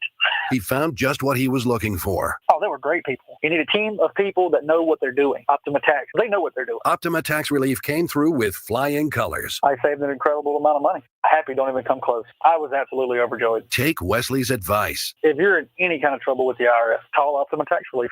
Don't trust anybody else. Call Optima for a free consultation. Call 800-348-0269. 800-348-0269. 800-348-0269. Optima Tax Relief. Some restrictions apply. For complete details, please visit OptimaTaxRelief.com. This hour of Total Information AM is sponsored by Gamma Tree Experts. It is now 7:10. Here's Roger Brand. He's got the latest on your ride in from the Overhead Door Company of St. Louis Traffic Center. Well, got delays out there. A little bit better news for folks down south there, but they did clear that crash just a few minutes ago, southbound 55 just south of Z, so lanes are back open, and it's just a slowdown coming through Z as opposed to a jam that we had 10 minutes ago. Northbound 55, McNutt up through Z slow. They were looking at that crash, of course, and it's slow again north of Merrimack, bottom up past Butler Hill, where we have that semi-crash on the shoulder. It was a minor one, but everybody's just sort of looking at it on the way by, obviously. Northbound 55, Bales to River to Pears, also slow after that. Northbound 270 from 55 through Gravois about midway to 44 is heavy. Doherty Ferry up to Manchester and through Clayton Road a couple of spots. Southbound 270 at Ladou's a little busy. Southbound 61 pockets from P onto 64 to the Boulevard. It's jammed east of 364 through Winghaven. A crash, a car to the median at that point is the reason why it's backing up there. Eastbound 70 approaching 79 is a little slow. Westbound 270 still has delays approaching Lilac through 367 due to a recently cleared crash. And on the Illinois side, westbound 64, 50 through 159 is on the brakes, then pockets on 64 from the 70 splits out to Poplar. Next update is 7:20 from the Overhead Door Company of St. Louis Traffic Center. KMOX AccuWeather, areas of rain and even a thunderstorm for a while this morning, then mainly cloudy the rest of today and becoming warmer this afternoon, high 66. Tonight remaining mostly cloudy and mild with a shower or thunderstorm around, mainly early, though just 58. Breezy and warmer tomorrow with intervals of clouds and sunshine, high 79. Saturday could start with a shower, otherwise mostly cloudy, breezy and cooler, high 64, then temperature will slowly fall. From the Saliga Heating and Cooling Weather Desk, I'm AccuWeather meteorologist Joe Lundberg on 104.1 FM KMOX. Right now we have cloudy skies, 50 degrees in Florissant. It's 47 in St. Peters and some light rain, 49 degrees downtown at the Arch. Big win for SLU basketball last night, capturing at least a share of the A-10 Conference Championship. Plus, we'll have a report from Matt Pauley in Jupiter, Florida. I'm Brian Feldman, sports in 2 minutes. It is 7:13 as Iran's retaliatory attacks are causing the war to expand in other parts of the Middle East. Illinois Senator and combat war vet Tammy Duckworth tells CNN she's not sad to see the Ayatollah gone. For a man who ordered the deaths of thousands of his own citizens, but they've cut off the head of the biggest snake, and now there are all these other snakes that are there, and the people who are most organized right now are not Kurdish freedom fighters, are not Iranian democracy protesters. The people who are most organized and funded are terrorist groups. Senator Duckworth says the Trump administration is basically creating a power vacuum and an environment where groups like ISIS could emerge in the region, something she says will further destabilize the Middle East and further put America and America's national interests in further jeopardy. Missouri Congresswoman Ann Wagner says President Trump has the authority and obligation to wage war on Iran under the War Powers Resolution, but that's not what many in the House and Senate believe. Wagner tells our sister station KFTK the Iran hostage crisis in 1979 gave birth to the Reagan Revolution. And again, the beginning of peace through strength. And that is what our president is doing through his Article 2 authorities as commander-in-chief. And I want to make sure that your listeners understand that as commander-in-chief, the Article 2 of our United States Constitution gives him the not just the authority, but the obligation to protect American troops and assets in the region. Wagner says President Trump is doing this under the War Powers Resolution voted on yesterday in the Senate. The resolution requires the president to get congressional approval before taking further military action against Iran. Failed the vote 47-53 on party lines. Longtime political observer and political policy expert tells KMOX the U.S. Special Envoy to the Middle East, Stephen Witkoff's take on diplomacy violates longtime political and diplomatic rules. He negotiates real estate deals, and that's not how diplomacy works.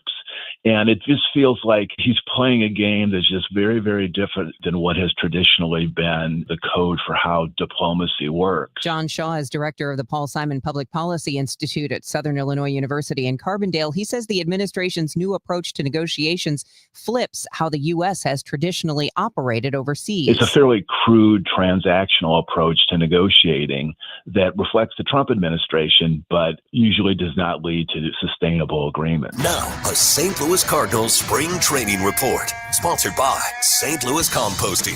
Composting, growing gardens and making memories. And by Happy Roof, we always create happy endings on the voice of the Cardinals, KMOX.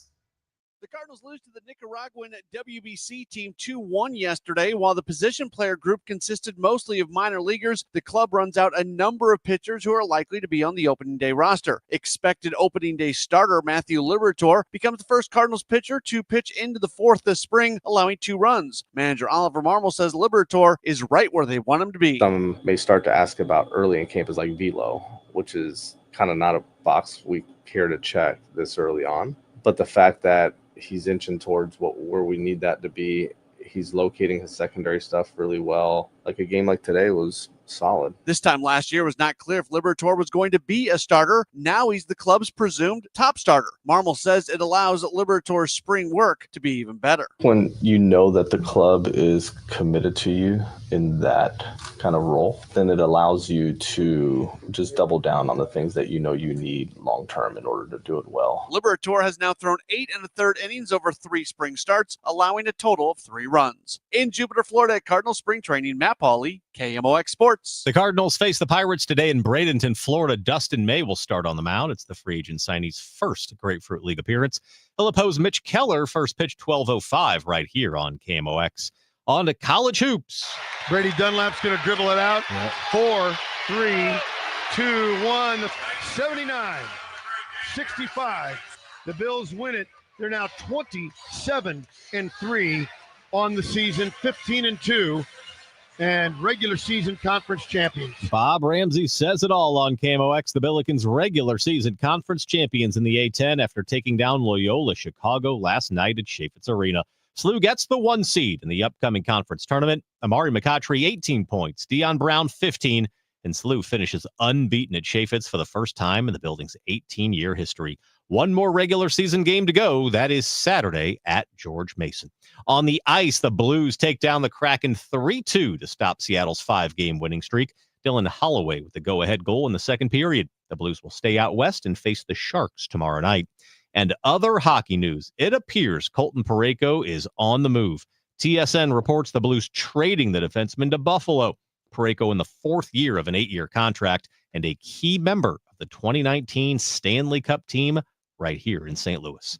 With reports at 15:45 past the hour, I'm Brian Feldman on your home for St. Louis Cardinals baseball, KMOX. Create the ultimate raised bed garden with St. Louis Composting. Our premium compost and soil mixes are perfect for filling the raised beds you'll enjoy building, and even better for growing fresh, homegrown veggies. Imagine harvesting your own tomatoes, peppers, and cilantro for fresh salsa the whole family can enjoy. And with delivery right to your door, getting started has never been easier. Visit stlcompost.com to order a convenient delivery from your phone in seconds, or stop by one of our 9 locations in the St. Louis area. St. Louis Composting, growing gardens and making memories. Did you see the forecast? Another huge storm is tracking right for us. I saw. Honestly, I'm not worried. Not worried. Your roof is older than mine. I called Happy Roof. They did a pre-storm inspection, caught a loose flashing that would have caused a major leak. Wow, I really need that peace of mind. Protect your happy place before the rain starts. Booking my free inspection at thehappyroof.com or call 314-897-2310. It's all about the happy ending. The 46th Builder St. Louis Home and Garden Show, presented by James Hardy, is back. This St. Louis tradition returns to America's Center March 6th through 8th. Shop hundreds of local companies for home improvement deals. Find ideas, inspiration, and expert advice. Bring the whole family to watch the adrenaline-pumping off-axis stunt show and the canines in the clouds frisbee dogs. The Home and Garden Show is back at America's Center March 6th through 8th.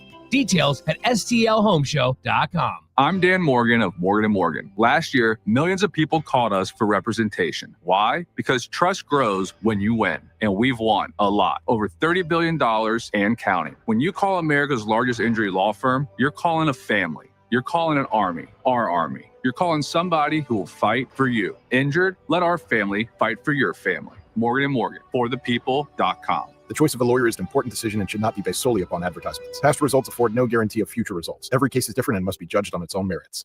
Now the news at 1 The Fun. It's the Dave Glover Show on 104.1 FM KMOX.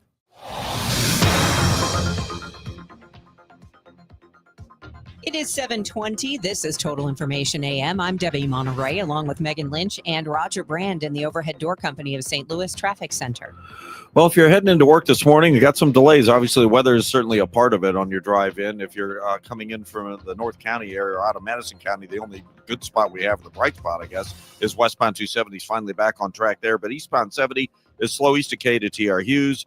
Cave Springs through Zembel's kind of slow. Southbound 61 approaching Highway P down on the 64 through Prospect is slow. It jams 364 through Winghaven. We have that crash east of Winghaven. It looks like they may have gotten out of the way. It's a little better there. We still have this crash. It's been out there all morning. This is the first problem we had. Westbound 44, before you get to Lewis Road, it's jammed up through Antire down the hill to Lewis westbound. Thankfully, eastbounders are not slowing for a look. Northbound 55 still a little slow at Highway Z. It's heavy north of Merrimack Bottom up to 270. All lanes from the Union Road overpass up to River to Pear. North 270 jammed, merging on with the 55 traffic. Then it's slow to Gravois, and then Big Bend most of the way up to Ladue. Westbound 64 Hampton to Hanley is heavier. On the Illinois side, westbound 64 50 through 159 is jammed. Baugh Avenue and Exchange from the merge point on to 64 to the Poplars slow as well. Next update is 7:30 from the Overhead Door Company of St. Louis Traffic Center. And checking that forecast for today, we're going to see some more rain this morning. Otherwise cloudy today, warmer, a high of 66. We could see more showers and thunderstorms this evening, mostly cloudy overnight with a low of 58. Right now, 49 degrees downtown at the Arch.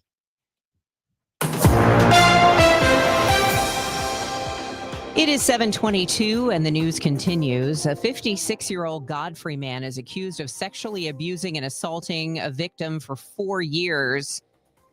Ernest L. Smith facing felony counts, several felony counts of predatory sexual assault of a child. A Riverbender reporting that the abuse began in January 2019 when the child was 8 and continued through February 2023. The investigation began after the child told a therapist and a friend who reported the abuse to the victim's guardian. The Major Case Squad has been activated following the killing of a 41-year-old Carlisle, Illinois woman. Sadie Tall was found in her home on Fairfax Street. She'd been shot once in the head. Investigators have followed up on more than 63 leads. They're asking anyone who had contact with Tall leading up to her death to notify the Major Case Squad or Crime Stoppers. The former police chief of the Carlisle Police Department is facing federal charges for embezzlement. 52-year-old Mark Pingsterhouse has been charged with 2 counts of wire fraud, 2 counts of theft of government funds for allegedly embezzling more than $100,000.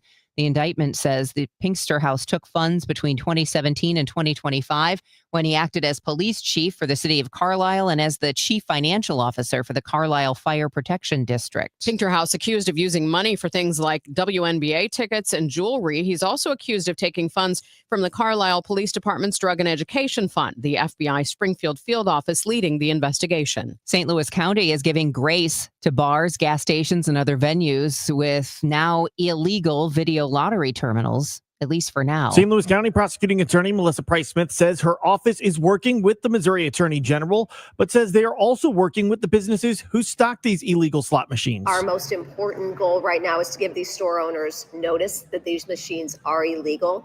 We want to give them an opportunity to get in compliance to get rid of the machines. Price Smith says if they cannot remove these large machines in time, they should unplug them and cover them up. She says starting June 1st, they will prosecute those who deploy these machines until the law changes legalizing them.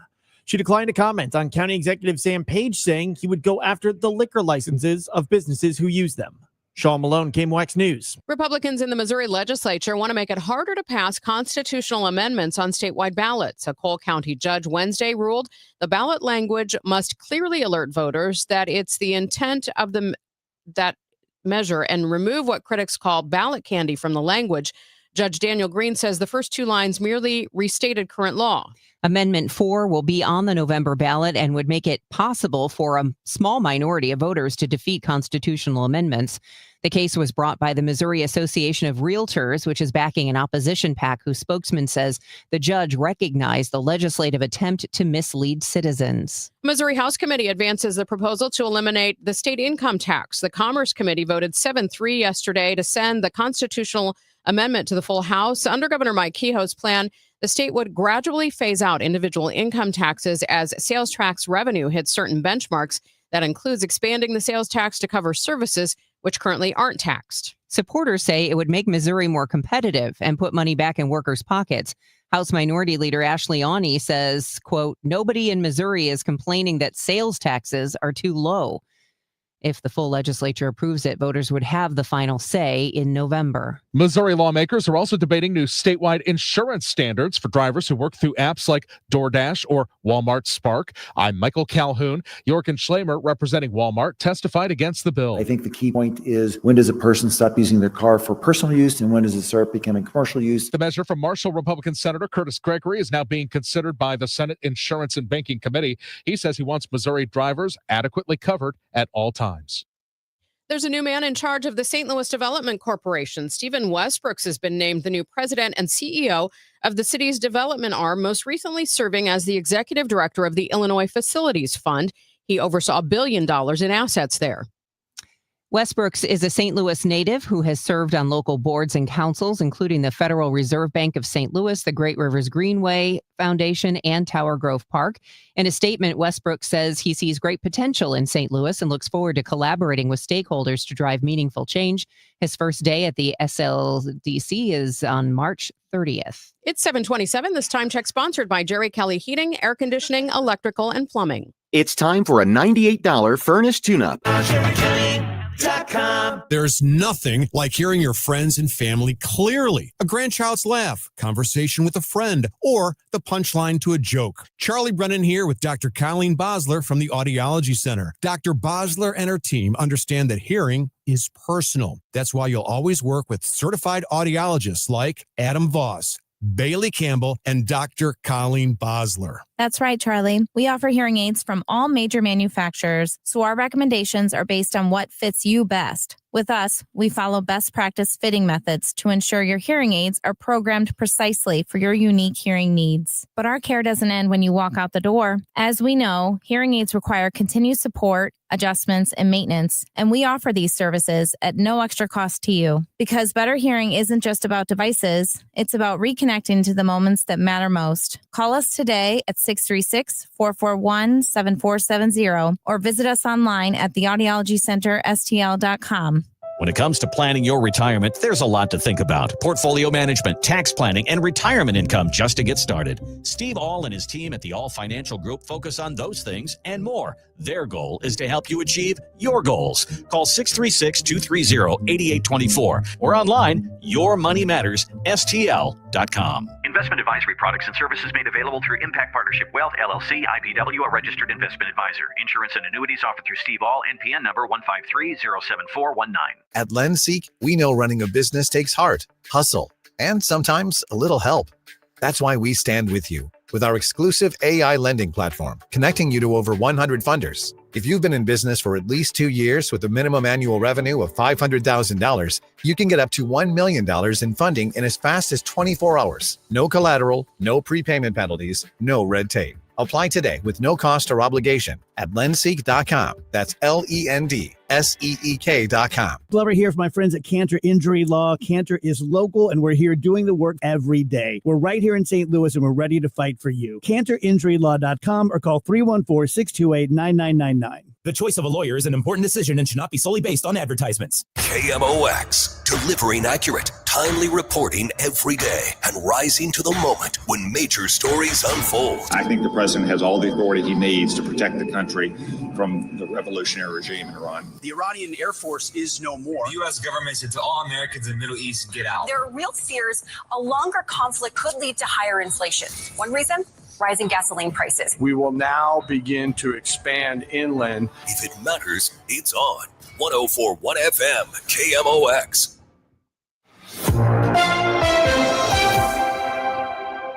At 7:30, we have cloudy skies, 49 degrees downtown at the Arch. I'm Megan Lynch. I'm Debbie Monterrey, and this is Roger Brand in the Overhead Door Company of St. Louis Traffic Center. Well, they're still working the first problem we had this morning, Debbie, with the incident blocking the right lane westbound 44 west of Antire, midway down the hill to Lewis. Traffic jams approaching Antire. It's almost midway back to 141 on westbound 44. Keeps getting worse slowly because, like I said, it's been out there for hours. Fortunately, it's not bothering eastbound drivers. If you're on northbound 55, there's a little bit of a slowdown north of Highway 8, primarily south of Butler Hill up to 270 slow. Then you've got delays from the Union Road overpass up across the river to Pear. North 270 slow as you ramp on from 55 through Gravois, then 44 all the way to Ladue. South 270 south of 364 to Ladue busy. Eastbound 70, Lake St. Louis, or Bryan Road rather, into TR Hughes is slow. 370 through Cave Springs busy. 270 into the Rock Road. Southbound 61 is still off the pace, almost midway between W and P. Down onto 64 up to 364, and from there it's pockets through Winghaven. They had the left lane blocked there by a crash. Left lane blocked by a crash. Eastbound 370 east of the Mills, a little delay there. Westbound 64, Science Center headed out through Big Bend is bumper to bumper pockets. On the Illinois side, westbound 64, a solid jam from 50 through 159. 64 slow at Baugh, 5570 west of 203, and that goes across the Poplar. Next update is 740 from the Overhead Door Company of St. Louis Traffic Center. Some more rain this morning, otherwise cloudy today, warmer with a high of 66 degrees. Cloudy tonight with a shower or thunderstorm in spots early in the evening, an overnight low of 58. And then tomorrow, breezy and warmer, a mix of clouds and sun, a high of 79. Right now, we do have a little bit of light rain, 49 degrees downtown at the Arch. It is 7:31. A homicide suspect is dead following a standoff with U.S. Marshals and St. Louis police at the Red Roof Plus in the 5800 block of Wilson.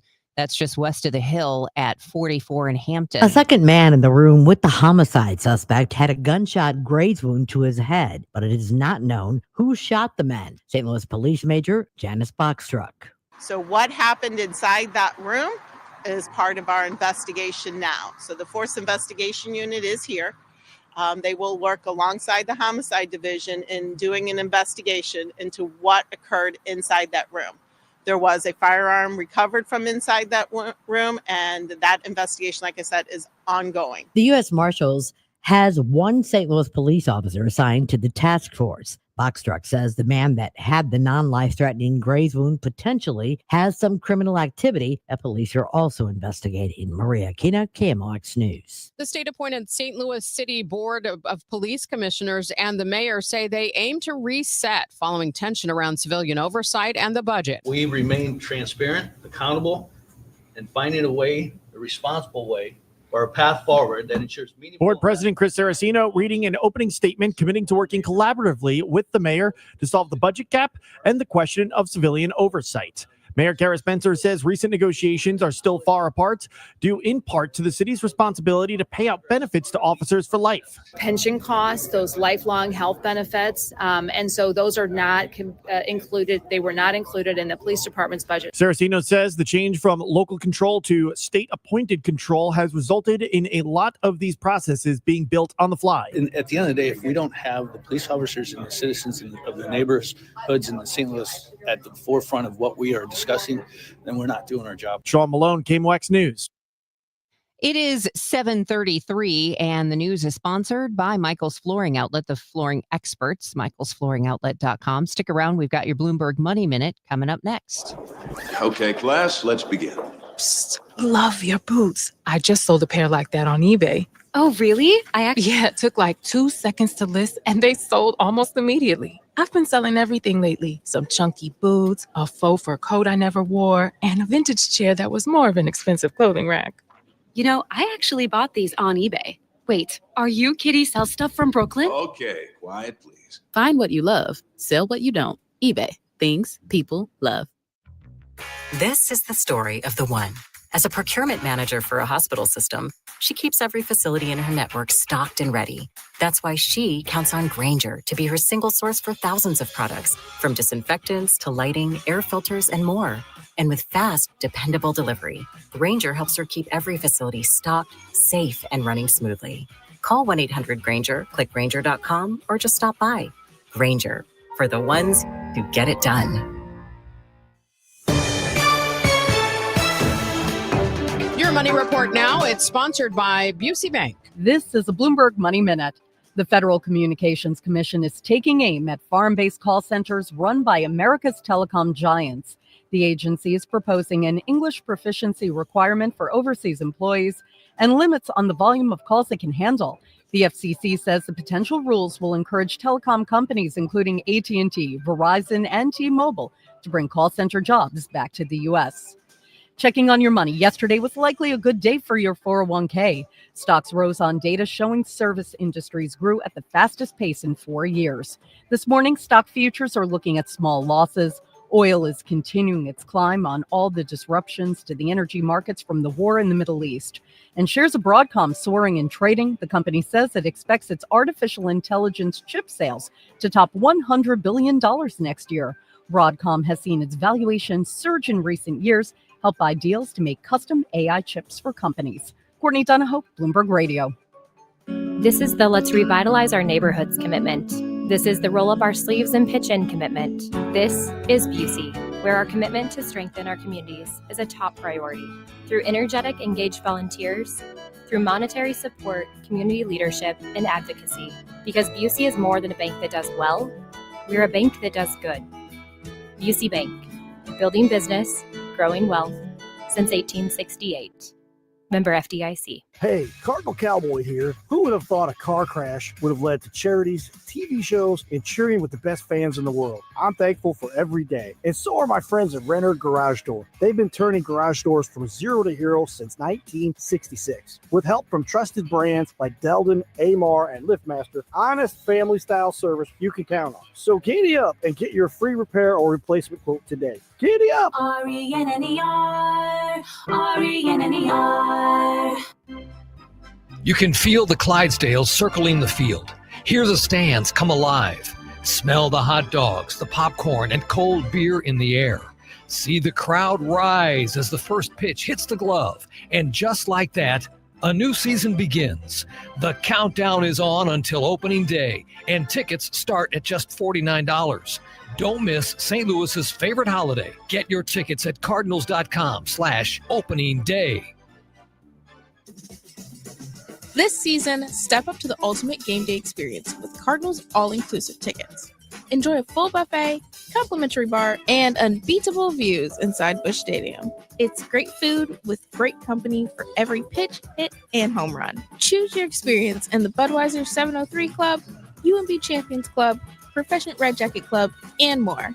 See the game like a VIP with all-inclusive tickets. On sale now at cardinals.com/tickets. Looking to build your dream home? Lombardo Homes has become synonymous with quality, luxury, and customization, offering thoughtfully designed homes in the area's most desirable communities. And for the month of March, we're giving you even more room to live. For a limited time, receive a free finished recreation room in the lower level, perfect for entertaining, movie nights, a home gym, or whatever fits your lifestyle. This special incentive is available in select communities and only during the month of March. Visit lombardohomes.com to explore and be sure to ask your sales manager for details. SNL Coin. We buy gold and silver coins, silver and gold jewelry. Also buying gold-filled and silver plates. Before you sell, call SNL 314-544-3600. 314-544-3600. SNL Coin. This is the Gas House Gang from KMOX. Bernie Nicholas and the Gas House Gang, today at noon on America's Sports Voice, KMOX. It is now 7:38, and the news continues on KMOX. We have now the last two names of the 6 U.S. soldiers who died in the Kuwait attack. The soldiers identified yesterday were 55-year-old Chief Warrant Officer Robert Marzin of Sacramento and 45-year-old Major Jeffrey O'Brien of Indianola, Iowa. They died Sunday when a drone hit a command center in Kuwait. The strike came one day after the U.S. and Israel launched its military campaign against Iran. Republicans take another crack at Homeland Security funding, citing the Iran war.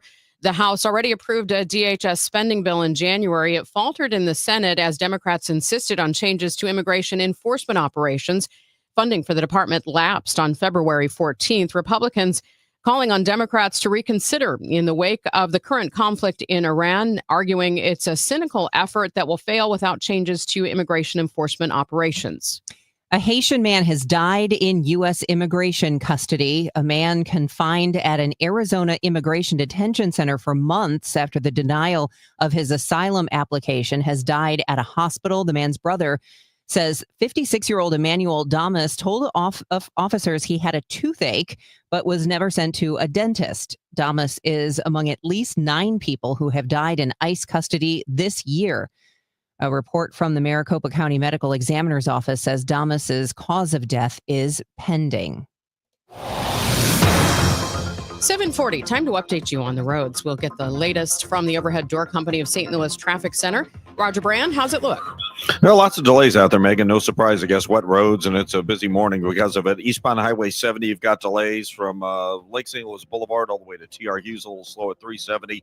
East of the Blanchette Bridge to the Rock Road. 370 has a backup east of 141 into the Mills because of a crash in the left lane. Southbound 61 approaching Highway P is heavy all the way down past Winghaven on 64, and then eastbound 64, not so bad after that. A slowdown at Clarkson and at 170. Westbound 64, Kings Highway to Hanley's heavy. South 270 approaching 364 to Ladue, slow. North 270, 55 all the way to Ladue's busy. Westbound 44, the big jam. It's still out there west of 141. Most of the way down the hill past Antire, midway to Lewis Road. The right lane closed down at the bottom of the hill as you get around the bend. Northbound 55. Now the right lane south of Butler Hill to 270. All lanes from Green Park up to River to Bear are heavy. And on the Illinois side, westbound 64 jams from 50 through 159. And then it's heavy at 25th Street, 5570 approaching 203. And that's all slow across the Poplar. And eastbound 44 from Park out on the 70 to almost Salisbury, you've got congestion. Next update is 7:50 from the Overhead Door Company of St. Louis Traffic Center.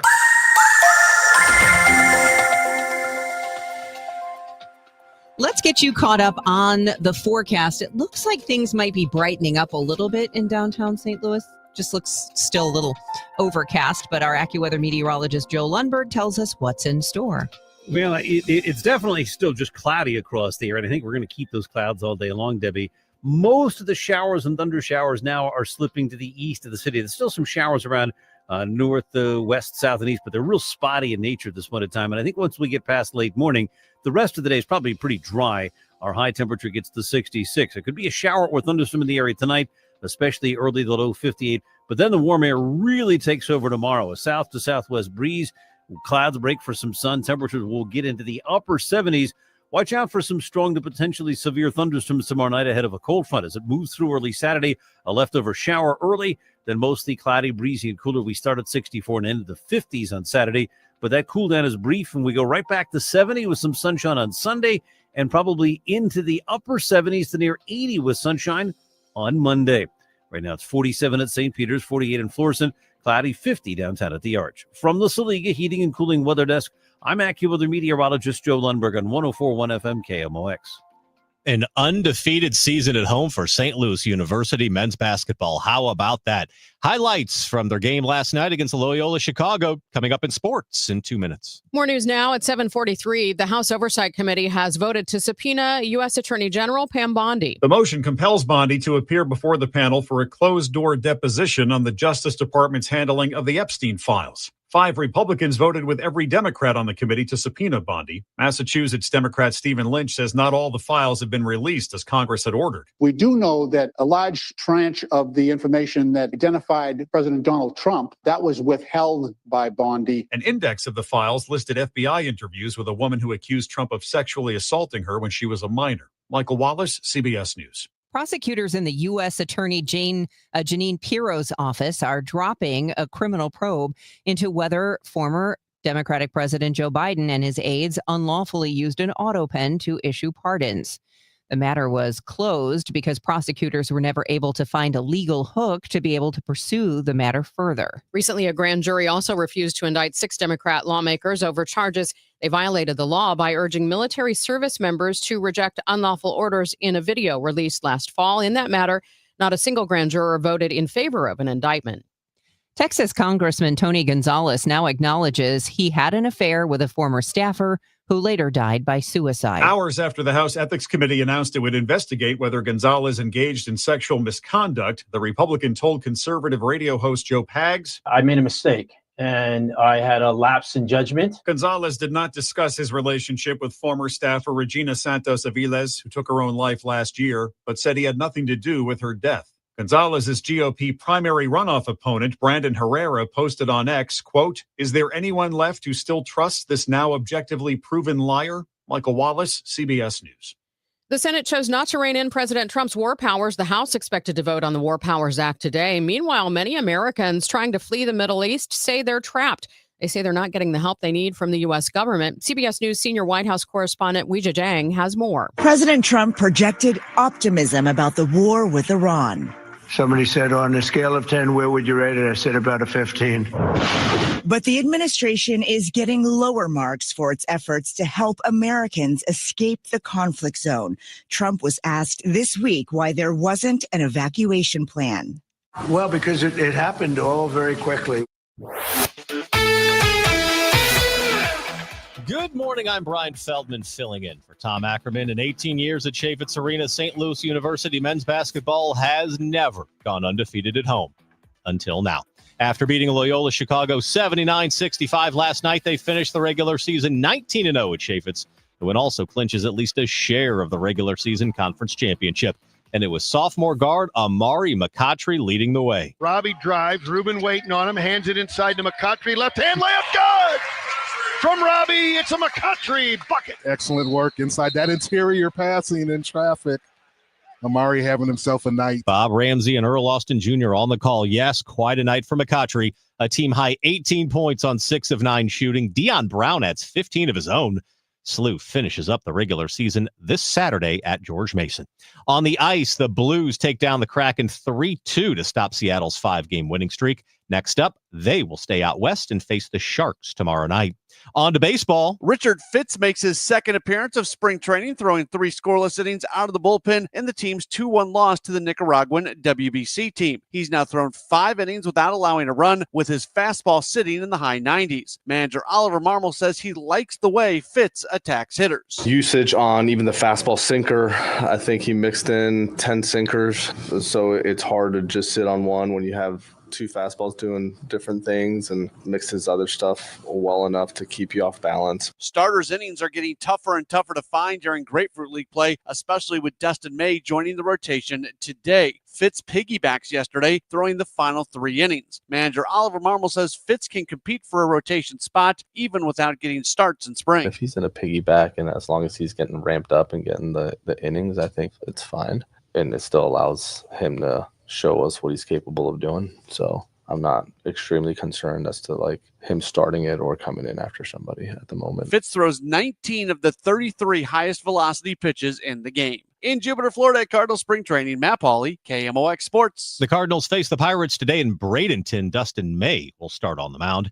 He'll oppose Mitch Keller. First pitch, 12:05, right here on KMOX. And on the pitch, St. Louis City SC midfielder Miguel Perez knows the path of a young pro isn't always straight up. After a 2024 loan to USL team Birmingham Legion, Miguel says the experience challenged him, especially mentally, living on his own at age 18, being away from family, and adjusting to a more physical league. But it shaped him. Yeah, I think it's just a mental thing. Just believe in yourself and have confidence is the main thing. Miggy says coming back this preseason, his mindset was simple: to play like he belongs. And that belief showed when he earned the start against San Diego for the missing DP, Marcel Hartl. Now he's focused on continuing to grow, train hard, and prove that he's always an option for the first team. With the City Spotlight, I'm Jen Cease, KMOX Sports. City SC faces Seattle Saturday night. With reports at 15 and 45 past the hour, I'm Brian Feldman on your home for St. Louis Cardinals baseball, KMOX. My name is Whitney Allen, and I'm a widow. My husband, Ryan, died. We never thought we'd ever have to use life insurance, but the unexpected happened. With Ethos, signing up was fast and 100% online. You can get a quote in seconds, apply in minutes, and get same-day coverage. No medical exams, and you can get up to $3 million worth of coverage. I'm grateful we were prepared. Get your free quote at ethos.com/term. That's ethos.com/term. Paid spokesperson. Time spent on application may vary. Online health questions required. Wesley Financial Group is not a law firm, and Chuck McDowell definitely not an attorney. This is Chuck. If someone talked you into buying something really silly and you want to get out of that silly little thing, my advice, get the facts. Call me and I'll send you our timeshare exit kit absolutely free. Inside, you'll learn how timeshare works and all your options for cancellation. Call Wesley now for your free exit information kit. 800-909-9696. 800-909-9696. For the last 33 years, you've discovered that at Banner Construction, we pride ourselves on quality craftsmanship. We believe the single most important decision homeowners must make when considering an exterior restoration project is, who do you hire? At Banner, we provide well-engineered, meaningful, long-term solutions to transform your home into the pride of the neighborhood. Let us help you fall in love with your home all over again. Call 314-569-1050 or visit bannerconstruction.com and have a banner day. Today, scammers use AI, fake voices, and realistic messages to make fraud look real. If you're pressured to act fast or promise guaranteed returns, don't fall for the call. I'm Denny Hoskins, Missouri Secretary of State. Our office regulates investing and works to protect investors. Call the Missouri Securities Hotline at 800-721-7996 or visit MissouriProtectsInvestors.com.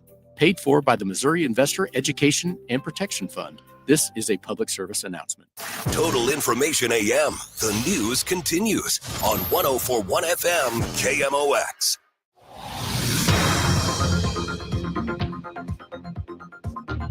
Let's get you caught up on your ride in. It is 7:51. Roger Brands in the Overhead Door Company of St. Louis Traffic Center. Well, there's still no change, unfortunately, Debbie. Westbound 44, this is one of the first crashes we had this morning. Westbound 44, west of Antire, about midway down the hill to Lewis. Right lane's blocked for while they try to wrap it up, but it's jammed west of 141, so the jam has slowly gotten worse through the morning.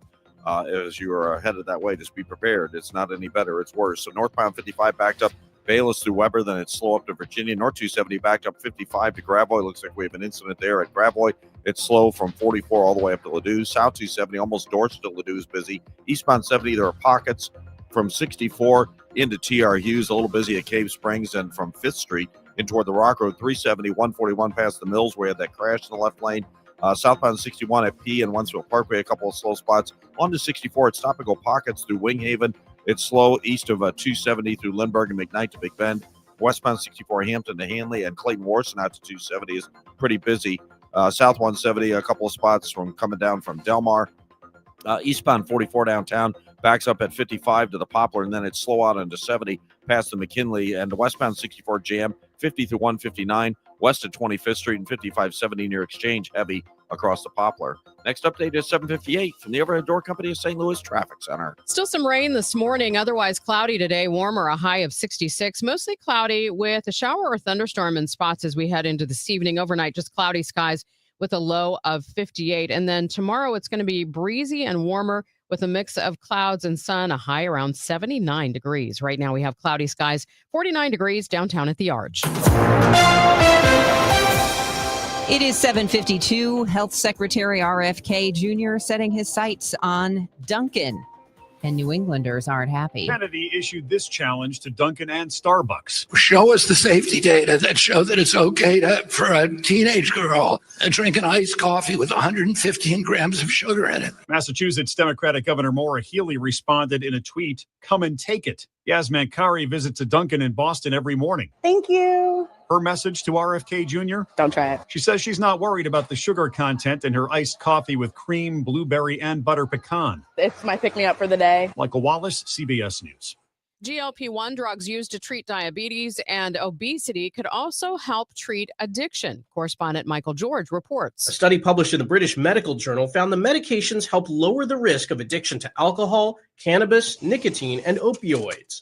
Studies suggest the reason is because GLP-1 drugs act on the brain's reward pathways. But the study's authors say more research is needed. MoNet is a recovery community center for people who use drugs in South City. Michelle Charbonnier is the executive director. They can take a nap, get a cup of coffee, do laundry, and we provide lots of resources. We provide safe use kits, naloxone, and treatment referrals, as well as peer support work. Charbonnier says most people walk by the facility or hear about the center from others. MoNet is funded mainly through the federal government or through the state's health and senior services and private donations. The National Churchill Museum in Fulton is closer to becoming a National Historic Landmark. The U.S. representatives passed the designation. The Senate has already passed a similar bill. The two bills must agree, though, before going to the president for approval. Tim Riley directs the museum. It's an honorific, to be sure, and we join the list of, St. Louis Arch and other great landmarks that are hallmarks of Missouri. From a tourism perspective, it's always nice to be on a list like that. St. Louis native and retired New York Archbishop Cardinal Timothy Dolan started his new job yesterday. It's a part-time gig, officially being sworn in as the co-chaplain of the New York City Police Department. I've been frequently thanking the Lord for the abundant blessings he gave me during my 17 happy years here as Archbishop. And you know what? This morning's ceremony sure ranks high up among them. Cardinal Dolan will serve alongside the Reverend A.R. Bernard. The two will oversee the NYPD chaplains unit and minister to the officers and their families in times of tragedy. Fred Bottomer, KMOX News. A rebrand for the St. Louis Senior Olympics. It's now the St. Louis Legends Games. The Gen X and people who aren't retired yet, and even people who traditionally are of an age that senior would apply to them, is just not applying to them, and they're not associating with it anymore. Stephanie Ray with the Jewish Community Center says the new name reflects a broader, more inclusive vision of active aging in community. Events run the gamut from swimming to track and field and hockey to poker, mahjong, and bowling. Registration's now open. The games are in May. I'm Sean Malone. This is KMOX, the voice of St. Louis. The weekend is coming, and no doubt there will be some open houses. And if you are thinking of selling your home, do you want to sell your home that way? If you do, that's great, but you don't want to do too many of them. You want to sell your home quickly and for the most money. Gloria Liu is the person you need to call to have that accomplished, to sell your home quickly and for the most money. Gloria Liu with Your Home Sold Guaranteed Realty will guarantee in writing that she'll sell your home at the price and time frame you both agree upon, or she will buy your home herself. So you know that your home is sold. And I think that is a huge weight off somebody's shoulders, because otherwise you're sitting around waiting and hoping and crossing your fingers. She has a lot of different ways to sell a home too. So maybe you don't want to do open houses. You don't want to just do the traditional sign in the yard kind of thing. That's fine. Talk to Gloria about it. She will sell your home for the most money. And she and her team sell hundreds of homes a year. So it's not like she just sells a few. This woman knows what she's doing and gives upfront written guarantees. That's how sure she is she'll sell your home. Give her a call at 314-325-6888 or find her online now at gloriahasthebuyers.com. At Uline, they know firsthand the road to success is an uphill climb. Uline started in the family basement and through hard work is now North America's most trusted shipping and industrial supplier. They get what it means to have the support of reliable, hardworking partners. So they keep 41,000 items ready to ship. Whether your company is still in a basement office or expanding cross-country, Uline will be there on your road to success. Visit uline.com.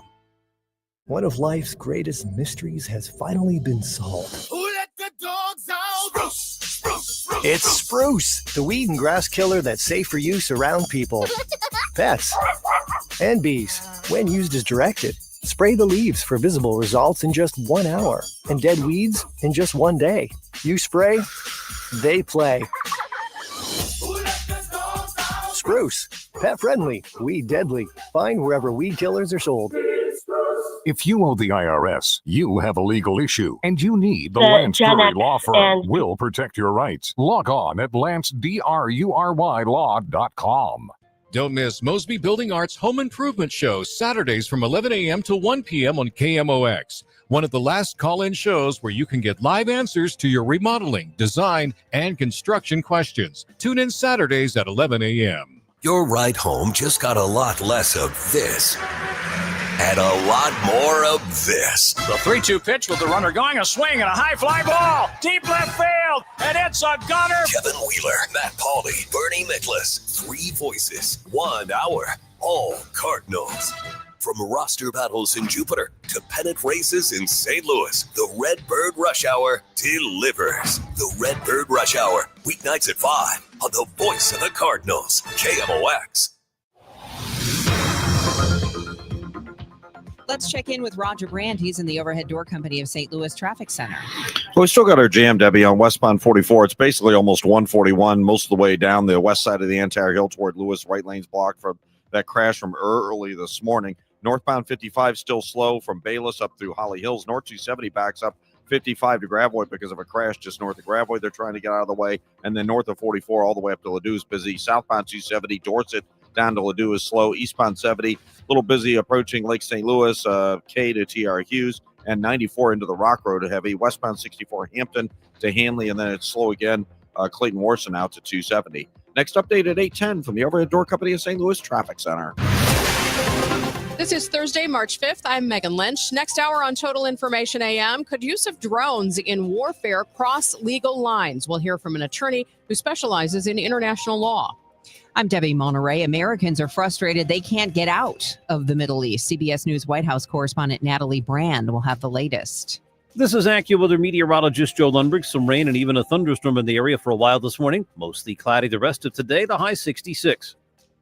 In CBS News, new threats aimed at the U.S. as airstrikes pound Iran. The trusted voice of St. Louis, KMOX AM St. Louis, KMOX FM Hazelwood. Always live on the free Odyssey app.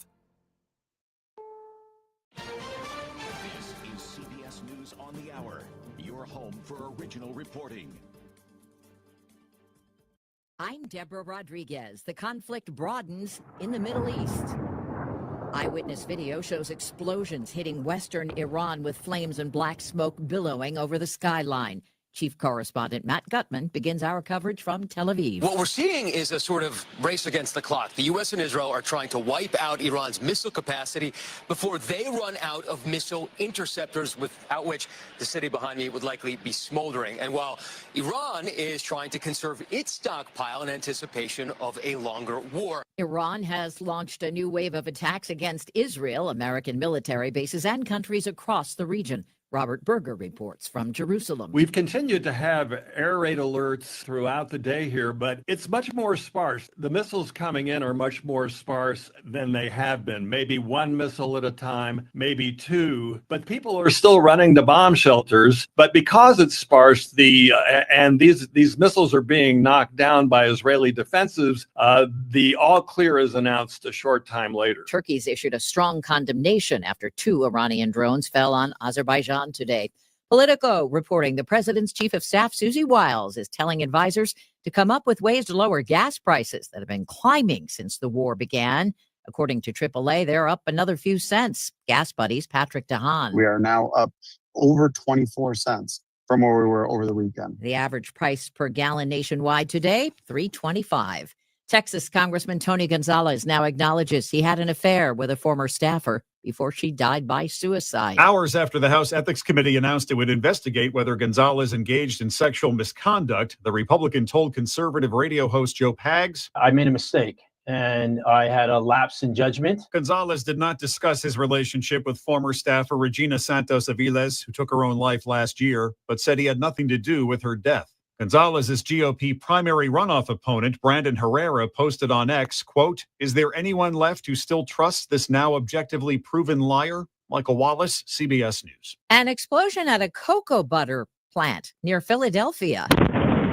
Police say 4 people are in critical condition after the blast. Logan Township, New Jersey, Police Chief Joe Flatley. We empathize with those that were involved, and the community is safe. There are no ongoing hazards. The air quality is continuing to be monitored to confirm that. No word on the cause. The business process is cocoa butter for the chocolate industry. Dow futures down 280. This is CBS News. What is going on? What's going on here? How is this possible? Great storytelling starts here. Oh, come on. Why? It's time for 60. At 8:03, we have cloudy skies, 49 degrees downtown at the Arch. Today is Thursday, March 5th. I'm Megan Lynch. One of 6 U.S. soldiers killed in Iran was a student at Webster University. Our partners at Fox 2 report 35-year-old Captain Cody Cork was killed Sunday by an Iranian aircraft system attack. Cork was an online student at Webster who was pursuing his master's degree in business and organizational security management. He earned his undergraduate degree from Florida Southern College. The St. Louis Police Force investigative unit handling the double shooting in the Red Roof Plus Hotel near the Hill neighborhood. St. Louis Police Major Janice Buckstruck says this started with the U.S. Marshals Task Force assisting St. Louis Police locating a murder suspect. As they continued their investigation, it led them here to the 5800 block of Wilson, where they located a room that they believed the suspect was in. They announced, and they continued to announce for the individual or individuals inside that room to come out of the room and surrender to law enforcement. That did not immediately happen. Tear gas was deployed and one person came out of the motel room. He had a graze wound to his head. Buckstruck says the homicide suspect was deceased in the room. Buckstruck added, it is not known at this time how both men ended up being shot, but again, she emphasized that no law enforcement ever fired a shot. Maria Aquina, KMOX News. Illinois State Police report crime rates in East St. Louis are at a 45-year low. The agency says the number of homicides and non-fatal shootings there have decreased every year since 2020. Homicides are down 56%, non-fatal shootings down 61%. The state-appointed St. Louis City Police Board and mayor attempting a reset on 2 major issues. The Board of Police Commissioners voted to approve new disciplinary procedures and rules without a citizen oversight board. However, Commissioner Sonia Jenkins Gray announced she will work on establishing civilian oversight in some capacity. Commitment that the board has to move forward in some way with an advisory or an oversight, including the community, including the civilians. Jenkins Gray's husband, the Reverend Daryl Gray, recently served on the jail's Civilian Oversight Board as its chair. On the topic of the budget, there's a lot of work to be done, and Mayor Kara Spencer stresses time is quickly running out. The Board of E&A has to consider its budget in the April timeframe, and that has to go through the Board of Aldermen pretty quickly. The commissioners also said they are committed to more collaboration and transparency with the mayor when constructing their budget. Sean Malone, KMOX News. City police say they have one of the best benefits packages of any department in the region, but is it helping with recruiting? That's the question Police Chief Robert Tracy posed to Mayor Kara Spencer as she and the state-appointed commissioners work toward building next year's budget.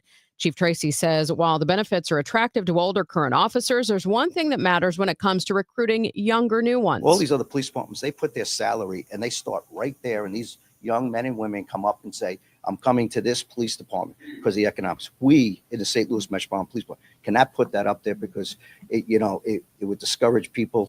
Mayor Spencer says the city was not responsible for paying for benefits like health insurance for the life of an officer. Salaries could in turn be raised higher. From the KMOX business desk, Festus getting a new Olive Garden and city officials willing to give $4.5 million in incentives to land it. The new Italian-themed restaurant will go in next to Texas Roadhouse on Shapiro Drive off 55. City officials agreed to give Olive Garden a partial refund of sales taxes for a decade. In return, the restaurant agrees to generate a minimum of $40,000 a year in general sales taxes. The new place expected to create up to 60 full-time jobs. Coming up on Total Information AM, we're going to look at the use of drones in modern warfare and where they fall in legal lines. And then a little bit later, we're going to get the latest on Americans stranded in the Middle East with CBS News White House correspondent Natalie Brand. Traffic and weather in 2 minutes here. It's 8:08. The 46th Builders St. Louis Home and Garden Show, presented by James Hardy, is back. This St. Louis tradition returns to America's Center March 6th through 8th. Shop hundreds of local companies for home improvement deals. Find ideas, inspiration, and expert advice. Come tour amazing outdoor living spaces, learn from expert gardeners, and browse our spa showcase to turn your backyard dreams into reality. The Home and Garden Show is back at America's Center March 6th through 8th. Details at stlhomeshow.com. In a world of change, music captures the journey of the human spirit. Join the St. Louis Symphony Orchestra for Bernstein and Robertson, American Reflections, March 6th and 7th. Conductor David Robertson returns to Powell Hall to present works by 4 American luminaries, including Leonard Bernstein's Symphony No. 2 and Robertson's own piano concerto, March 6th and 7th at Powell Hall at the Jack C. Taylor Music Center. Tickets at slso.org. Start your summer early at the St. Charles Boat Show, March 5th through 8th at the St. Charles Convention Center. The top marine dealers from the Lake of the Ozarks will be on site with the newest boats, personal watercraft, docks, and accessories. Step aboard, compare models, and find the perfect ride for your family. Special show pricing and experts ready to help make your boating dreams a reality. Visit lakeoftheozarksboatdealers.com for more information. Here in St. Louis, we take pride in supporting our health and our community. That's why more and more families are turning to Neovitin multivitamins, created by a local physician and made right here in the U.S. using the highest quality domestic and international ingredients. With formulas for men, women, and adults 50 plus, Neovitin helps keep St. Louis families energized, supported, and ready for life. Find Neovitin at your local Deerbergs, Schnucks, and online at neovitin.com. Neovitin, trusted nutrition from St. Louis for St. Louis. This hour of Total Information AM is sponsored by Gamma Tree Experts. Total Information AM on 104.1 FM, KMOX. It's 8:10. This is Total Information AM here on KMOX. Let's get a check of the forecast or the traffic right now. Then we'll get to the forecast. Roger Brand is in the Overhead Door Company of St. Louis Traffic Center. Well, still no change on westbound 44, Megan. We still have the right lanes closed down the hill, the west side of the entire hill toward Lewis Road. It's a solid jam at 141. Westbound 44 eastbound is not impacted by it, thankfully. Northbound 270 jam from 55 up through Sappington. Then it's slow through Gravois because of the recent crash. Still heavy pockets north of 44 all the way up through it almost to Olive. South 270, 364 to Olive. That's the busiest part there. Eastbound 70. A and through Bryan Road, there's a couple of slowdowns. K to TR Hughes and 5th Street into the Rock Road. That's all busy. Eastbound 64 coming off 61. You still have slow pockets all the way past Winghaven and from Lindbergh through to about Big Bend. Westbound 64 Hampton to Hanley is the worst of it there. Northbound 55, you've still got slow traffic from Bayless up to Virginia 44. As you approach 55 through the heart of downtown, now past the Musial Veterans Bridge is slow. And westbound 64 still backed up 50 through 159, and then it's slow from Baugh across the Poplar. Next update at 8:20 from the Overhead Door Company of St. Louis Traffic Center. We'll have some rain around the area and even a thunderstorm or two for a while this morning. Then it will dry out later today and remain mostly cloudy, but turn warmer with time. The high 66, mostly cloudy and mild tonight. Watch out for a shower or thunderstorm, especially early, though 58. Tomorrow, intervals of clouds and sunshine, breezy and warmer, the high 79. Could be some strong thunderstorms in the area later tomorrow night. For Saturday, a morning shower, otherwise mostly cloudy, breezy, and cooler. The morning high 64, then temperature will slowly fall. From the Saliga Heating and Cooling Weather Desk, I'm AccuWeather meteorologist Joe Lundberg on 104.1 FM KMOX. Currently, we have cloudy skies at 50 degrees in Florissant, 47 in St. Peters, 49 downtown at the Arch. Thanks for tuning in to Total Information AM here on 104.1 FM KMOX. I'm Megan Lynch. Iran is using low-cost drones called the Kamikaze as a key part of its strategy to retaliate for U.S.-Israeli attacks. They're the same drones Russia has been using to target Ukraine. Reports this week indicate the U.S. has now fast-tracked some drone technology of its own for use by the Pentagon. How are these drones used for warfare viewed under international law? I reached out to Craig Martin, a retired naval officer, attorney, and professor focusing on the international laws related to use of force in armed conflicts. Martin is co-director of the International and Comparative Law Center at Washburn University School of Law. So I think, first of all, there are drones sort of like the Reaper that was used in the targeted killing campaign. These are weapons that are completely controlled by human beings, right? Human beings are flying them, albeit they're not in the cockpit. They're flying it from typically a trailer in Nevada or something.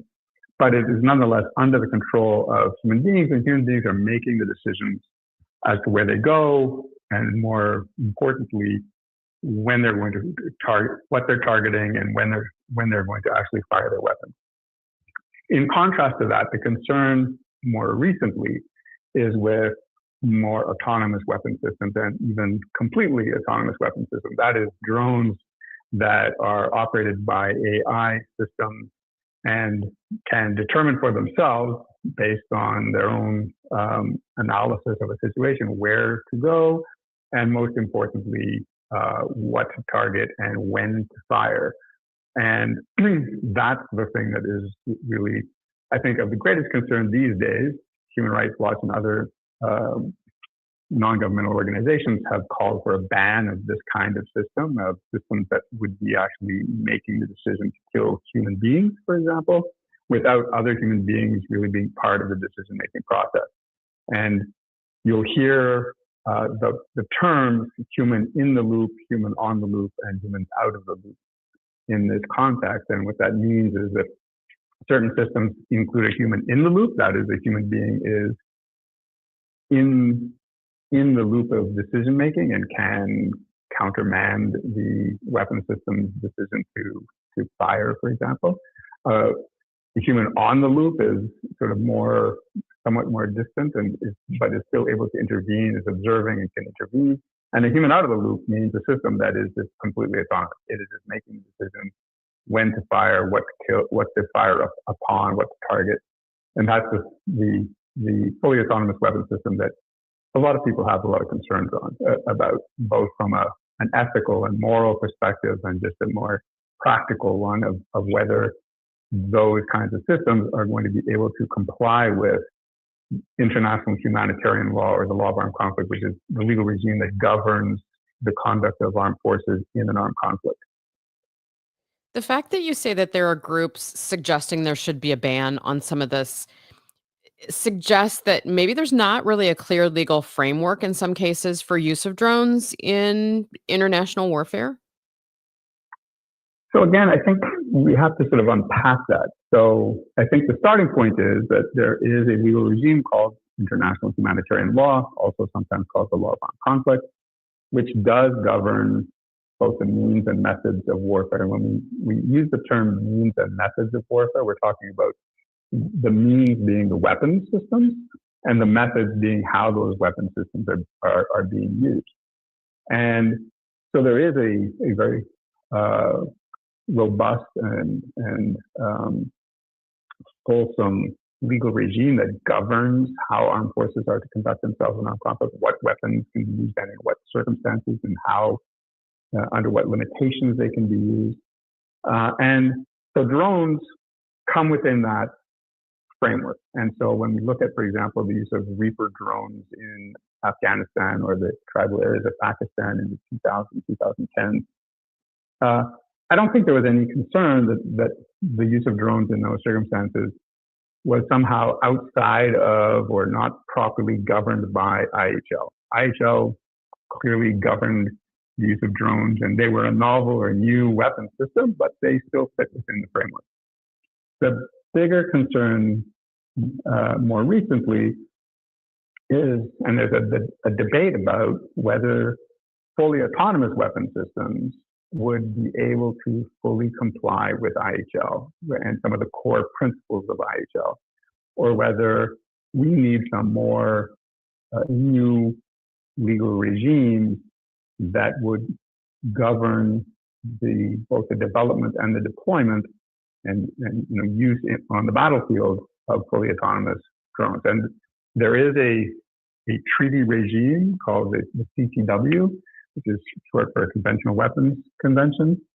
And countries have been debating for over a decade now whether and how and to what extent there's a need for a new legal regime to govern autonomous weapon systems. And I should say autonomous weapon systems as a concept extends way beyond drones, right? So this is robots or devices of all kinds that are just simply governed by AI and can make decision making, engage in decision making on its own without a human intervention.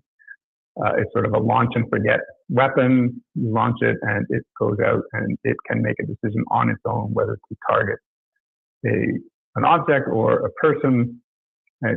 And so, but drones, of course, is the weapon that most clearly comes to mind when we're thinking about fully autonomous weapon systems. And the conflict in Ukraine has really exponentially increased the use and versatility of drones on the battlefield.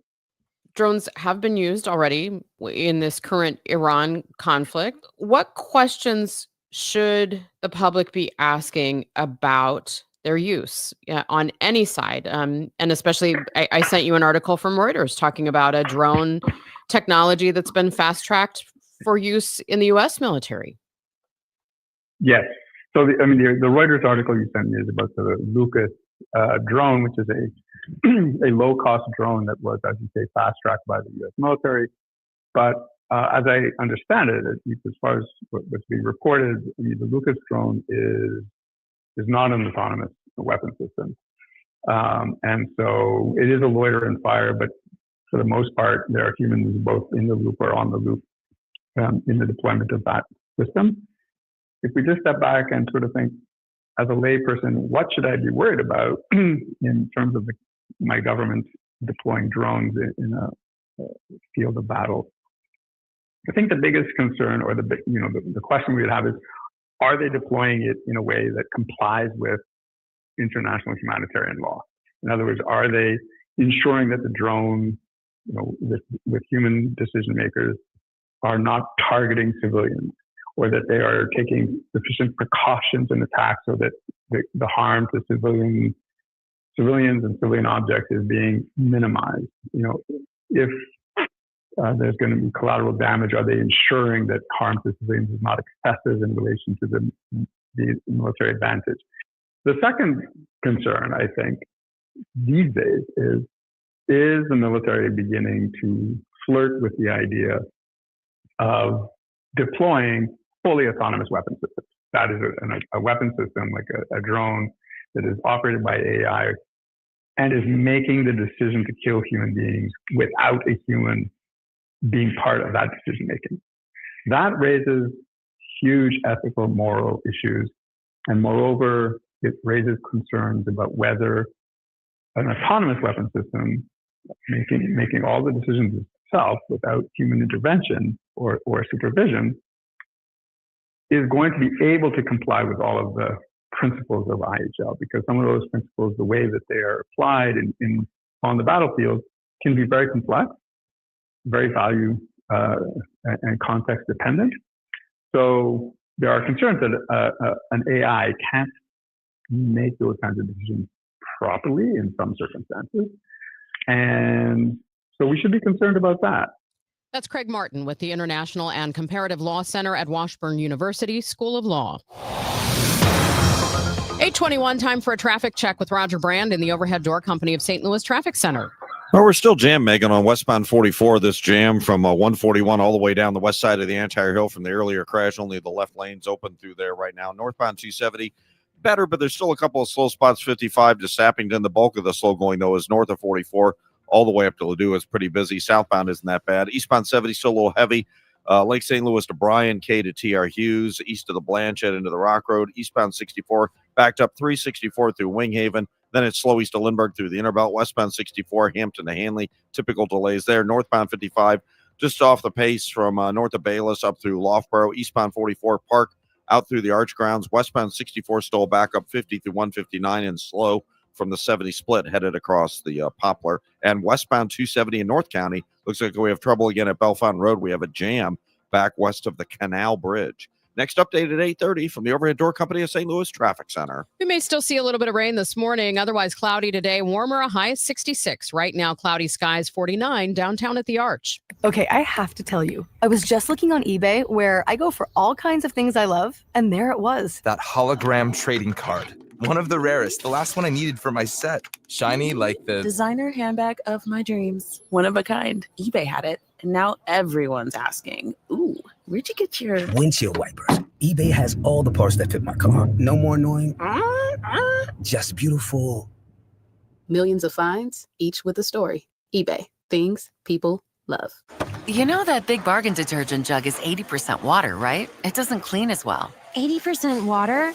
I thought I was getting a better deal because it's so big. If you want a better clean, Tide Pods are only 12% water. The rest is pure, concentrated cleaning ingredients. Oh, let me make an announcement. Attention shoppers, if you want a real deal, try Tide Pods.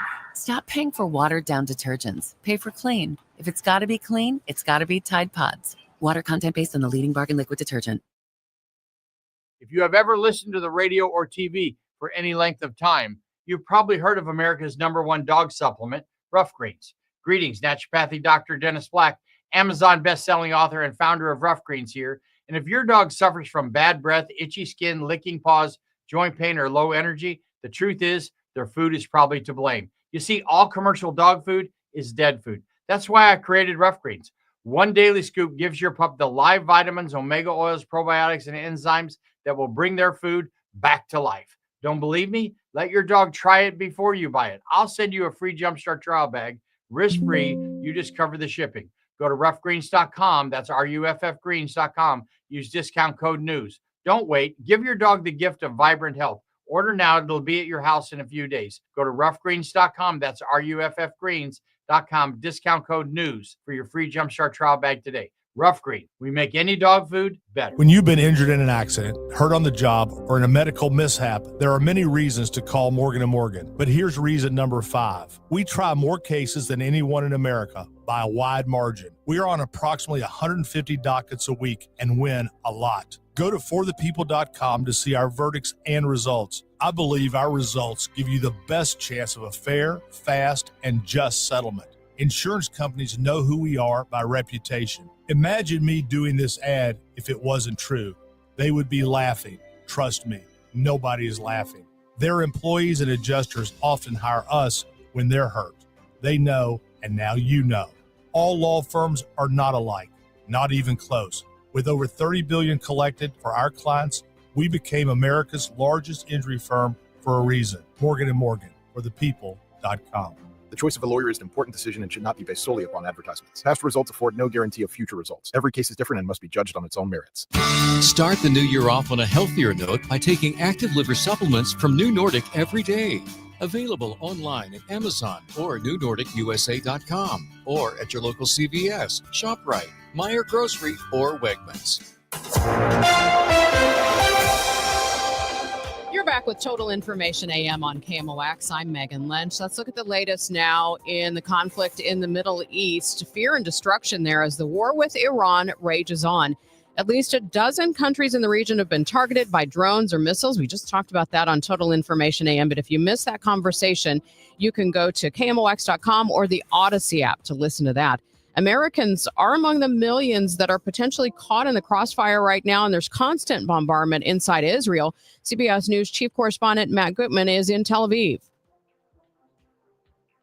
Race against the clock. The U.S. and Israel are trying to wipe out Iran's missile capacity before they run out of missile interceptors, without which the city behind me would likely be smoldering. And while Iran is trying to conserve its stockpile in anticipation of a longer war, and we're being told that the longer this war lasts, the more it favors Iran, because for the regime, the bar is super low. For them, victory merely means survival. The war with Iran has many Americans wondering about the possibility of an attack on U.S. soil. Iran's retaliation for airstrikes by the U.S. and Israel has touched at least a dozen other countries in the region. CBS News national security contributor Sam Vinograd has more on what capabilities Iran could have. Typically, they try to tap into individuals here in the homeland from a range of nationalities that are lawfully allowed to be here, and that they actually just pay money to do their dirty work. And Iranian state television aired a message Thursday from an Ayatollah in Iran calling for the shedding of blood from Israelis and U.S. President Donald Trump.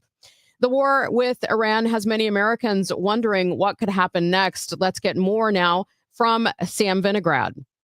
In terms of how they accomplish their objectives, Iran has a deep bench of players they tap into to inflict damage. They have entities known as proxies, regional like-minded terrorist organizations. They have their own state agents. The IRGC is a name that's been floating around a lot.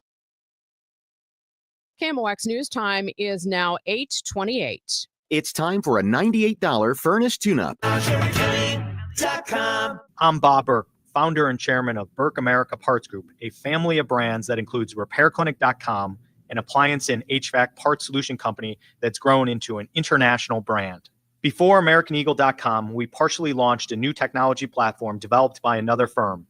American Eagle helped take our technology to a whole new level with digital marketing, software development, and business insights into our key markets, appliances, HVAC, and outdoor power equipment, and did so both on time and on budget.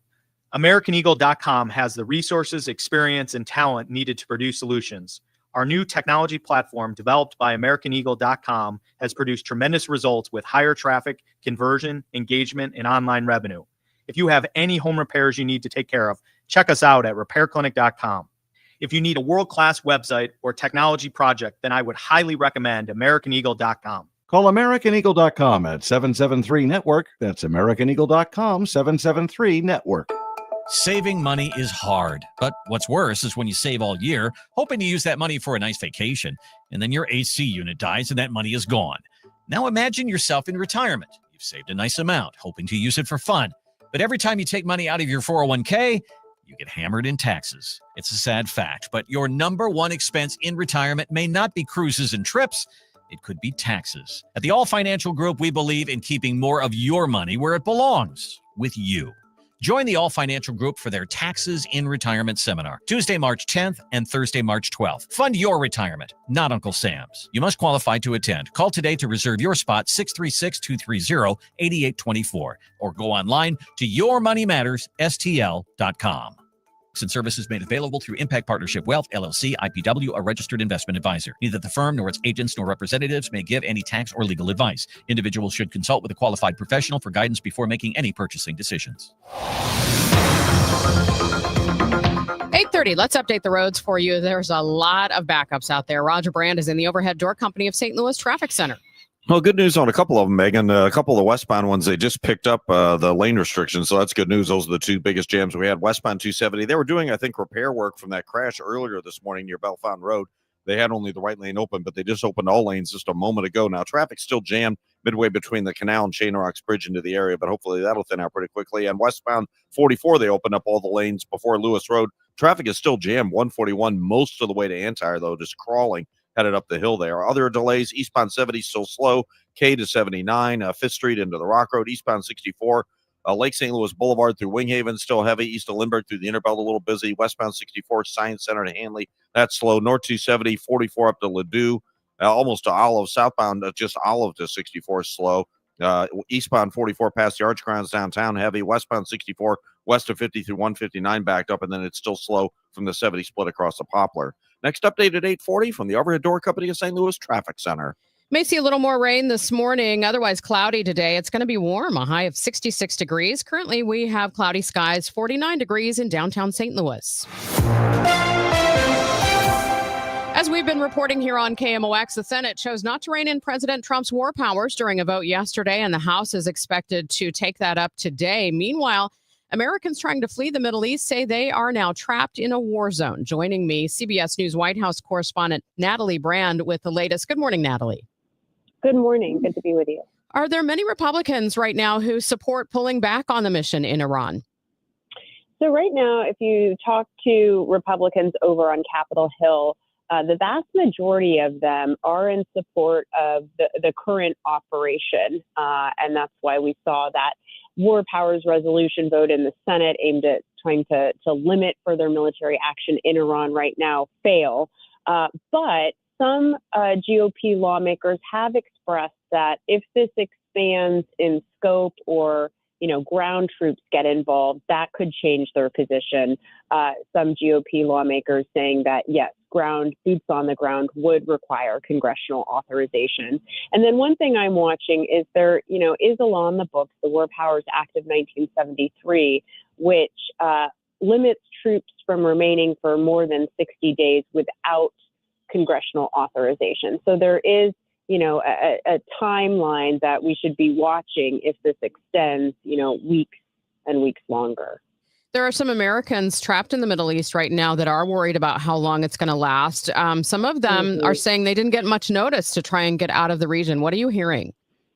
Yeah, and now there's a flurry of activity by the State Department to try to help them get out. The State Department saying that charter flights are underway.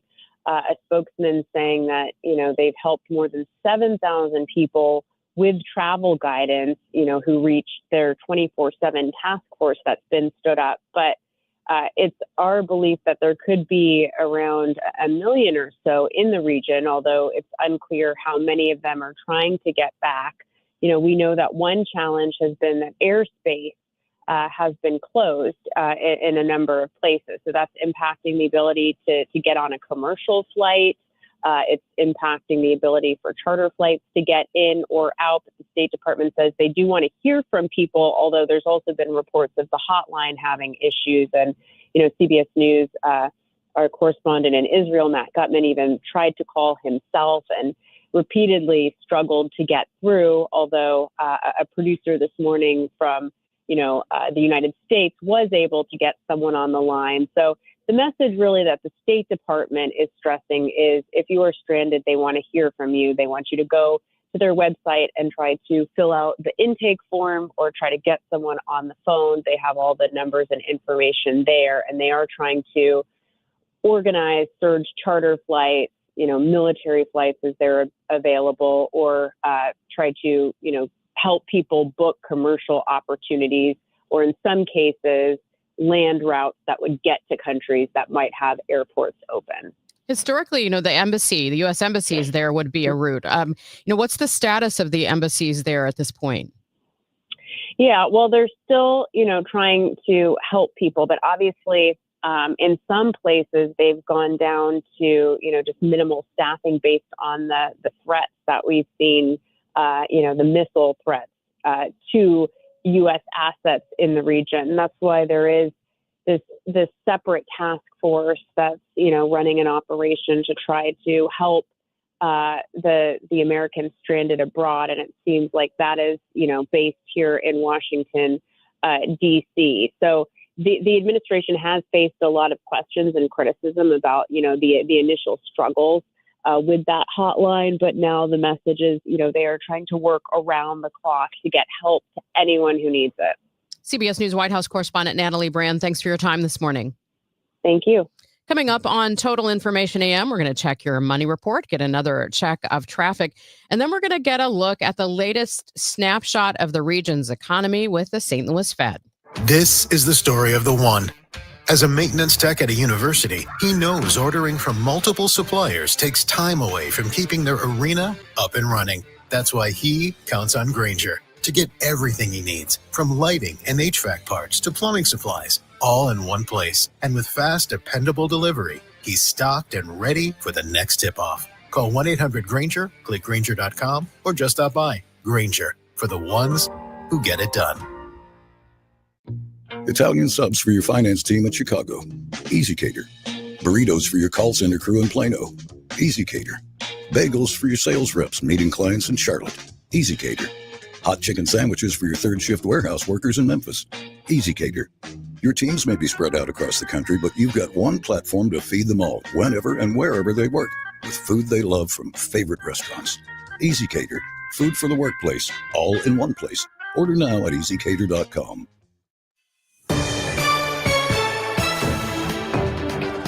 Money Report now, sponsored by Eamon Gantner and Capriano Elder Law Attorneys. Here's Bloomberg's Courtney Donahoe. Pink slips are being handed out at Morgan Stanley, the Wall Street giant laying off about 3% of its global workforce, which is approximately 2,500 workers.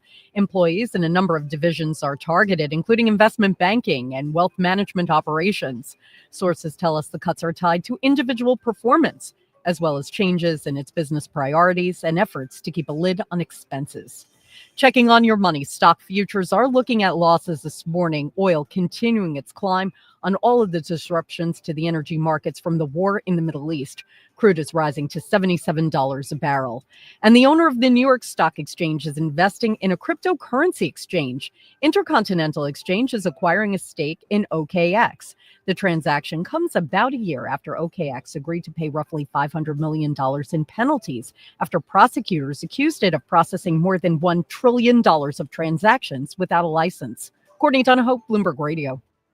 If you owe back taxes, listen carefully to rule number 1. Never go up against the IRS alone. They're cracking down, freezing bank accounts, garnishing paychecks, canceling passports. Even your home or business could be at risk. But here's what they don't tell you. The IRS has powerful tax relief programs that could save you thousands if you qualify. That's why smart people call Optima Tax Relief, America's #1 tax resolution firm. Nobody knows these programs like the experts at Optima. Their team of tax attorneys and licensed professionals have resolved over $2 billion in tax debt for people just like you. The IRS is not stopping, so don't wait and don't take them on alone. For tax help you need, for tax help you can trust, call Optima today for a free consultation. Call 800-348-0269. 800-348-0269. 800-348-0269.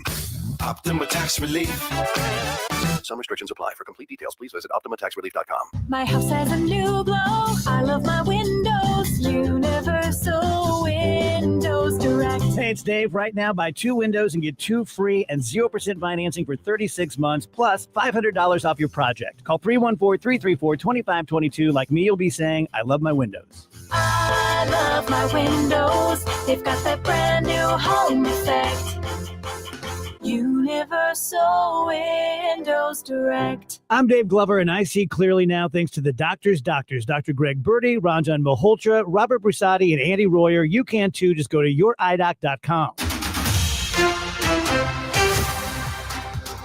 This is 104.1 FM KMOX. Here's what's happening. Iran has launched a new wave of attacks against Israel, American bases, and countries around the Gulf region. Meanwhile, renewed retaliatory strikes from Iran are again raising anxiety in U.S. markets, sending energy prices higher. U.S. benchmark crude jumped 3.5% to the highest level in more than a year. In Missouri, the House one step closer to putting a major tax overhaul before voters. The Commerce Committee voted along party lines to advance the constitutional amendment eliminating the state income tax.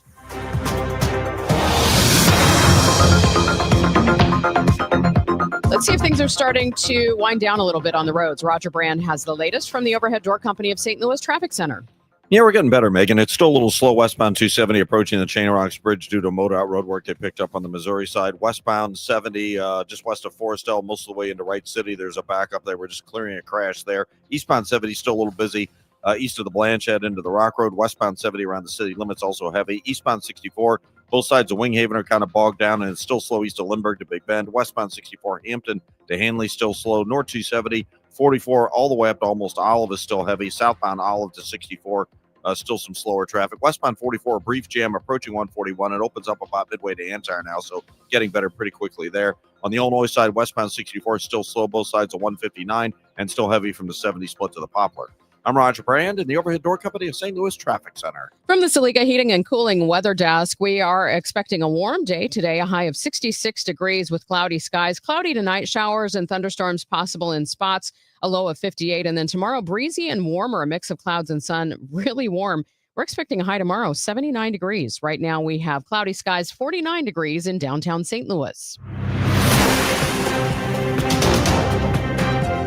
Thanks for tuning in to Total Information AM on KMOX. Multiple times a year, the Federal Reserve taps into its network of key business contacts, economists, market experts to get a read on the economy. And for our region of the country, that report comes through the Federal Reserve Bank of St. Louis. I'm joined in studio this morning by senior economist Charles Gaskin. Charles, thank you so much for coming in with us this morning. I'm happy to be here. So I was asking before we came on air, just kind of assuming that this is kind of a quiet time of year. The holidays are done. We're not quite into some of the main agriculture or housing. So overall, what's the picture?